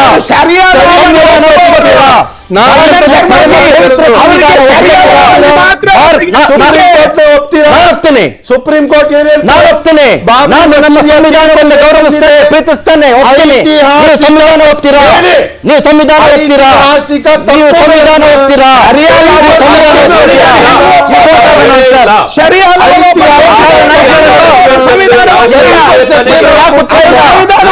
ಉತ್ತರ ಯಾಕಿಲ್ಲ? ಹೇಳಿ ಹೇಳಿ. ಅವನು ಮಸೀದಿಯನ್ನೇ ಕಟ್ಟಿದ್ರೆ what where the Hindu idols doing in that ಮಸೀದಿ? ಫೈನ್. ಇವ್ರು ಭಜನೆ ಮಾಡ್ತಿದ್ರ? ಅವತ್ತಿನ ಕೇಳ್ತಾ ಇದ್ದೀನಿ, ಇವತ್ತು ಕೇಳ್ತಾ ಇದ್ದೀನಿ. ಅದಕ್ಕೆ ಉತ್ತರ ಕೊಡಬೇಕು. ಇಸ್ಲಾಮಿಯರಿಗೆ ಹಿಂದೂ ದೇವಾದಿ ದೇವತೆಗಳ ಕೆತ್ತನೆಗಳನ್ನು ಇಟ್ಟುಕೊಂಡು ಮಸೀದಿಯಲ್ಲಿ ಏನು ಮಾಡ್ತಿದ್ರು? ಅವರು ವಿಗ್ರಹ ಭಂಜಕರು. ವಿಗ್ರಹ ಆರಾಧನೆಯಲ್ಲಿ ನಂಬಿಕೆ ಇಲ್ಲದೆ ಇರುವಂತ ಜನ. ಇದಕ್ಕೆ ಉತ್ತರ ಕೊಡಬೇಕು. ಮಸೀದಿಯಲ್ಲಿ ಹಿಂದೂ ದೇವಾದಿ ದೇವತೆಗಳ ಕೆತ್ತನೆಗಳು ಏನು ಮಾಡ್ತಿತ್ತು, ಅದನ್ನ ಇಟ್ಟುಕೊಂಡು ಇವ್ರೇನು ಮಾಡ್ತಿದ್ರು? ನಾನು ಬಹಳ ಸ್ಪಷ್ಟವಾಗಿ ಹೇಳ್ಬೇಕಾಗಿರೋದು, ಕಡೆಯದಾಗಿ ಮುಗಿಸೋಕ್ಕಿಂತ ಮುಂಚೆ 4 ಜನಕ್ಕೂ ಧನ್ಯವಾದಗಳನ್ನ ಹೇಳ್ತಾ, ನೀವು ಯಾವುದನ್ನೂ ಒಪ್ಪಬೇಡಿ. Archaeological survey of India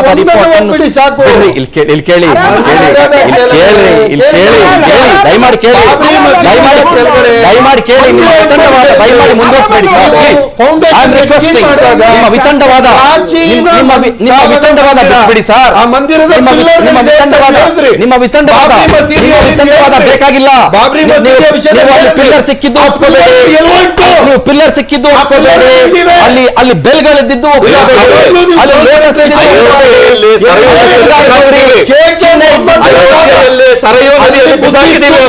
Swastik ಚಿಹ್ನೆ ಇಲ್ಲೇ ಒಪ್ಕೋಬೇಡಿ. ನಮ್ಮ ಸಂವಿಧಾನ, ನಮ್ಮ ಪರಮ ಪವಿತ್ರ ಸಂವಿಧಾನ, ನಮ್ಮ ನ್ಯಾಯಪೀಠ, ಅದನ್ನಾದ್ರೂ ಒಪ್ಕೊಳ್ರಿ. ಅಷ್ಟು ಸಾಕು. ನಮ್ಮ ಪರಮ ಪವಿತ್ರವಾದ ಭಾರತದ ದಿವ್ಯ ಸಂವಿಧಾನ ಮತ್ತು ನಮ್ಮ ಸುಪ್ರೀಂ ಕೋರ್ಟ್ ನಿಮ್ಮ ಹತ್ರನೂ ಅಲ್ಲೇ ದೇವಸ್ಥಾನ ಮಾಡಬೇಕಾಗಿತ್ತು.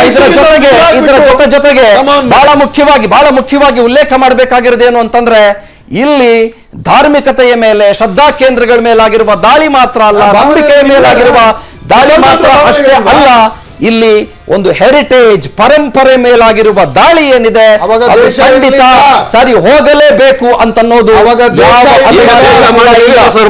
ವಿಸ್ತಾರ. ಇದು ನಿಖರ ಮತ್ತು ಜನಪರ. ಅನುಕ್ಷಣದ ಸುದ್ದಿಗಳಿಗಾಗಿ ವಿಸ್ತಾರ ನ್ಯೂಸ್ ಯೂಟ್ಯೂಬ್ ಚಾನೆಲ್ ಸಬ್ಸ್ಕ್ರೈಬ್ ಮಾಡಿ. ಹೊಸ ಸುದ್ದಿಗಳ ನೋಟಿಫಿಕೇಶನ್ಗಾಗಿ ಬೆಲ್ ಐಕಾನ್ ಕ್ಲಿಕ್ ಮಾಡಿ. ಲೇಟೆಸ್ಟ್ ಅಪ್ಡೇಟ್ಸ್ಗಾಗಿ www.vistaranews.com ವೆಬ್ಸೈಟ್ಗೆ ವಿಸಿಟ್ ಮಾಡಿ. ಅಂಗೈಯಲ್ಲೇ ಜಗತ್ತಿನ ಸುದ್ದಿ ತಿಳಿಯಲು ವಿಸ್ತಾರ ನ್ಯೂಸ್ ಕನ್ನಡ ಆಪ್ ಡೌನ್ಲೋಡ್ ಮಾಡಿ.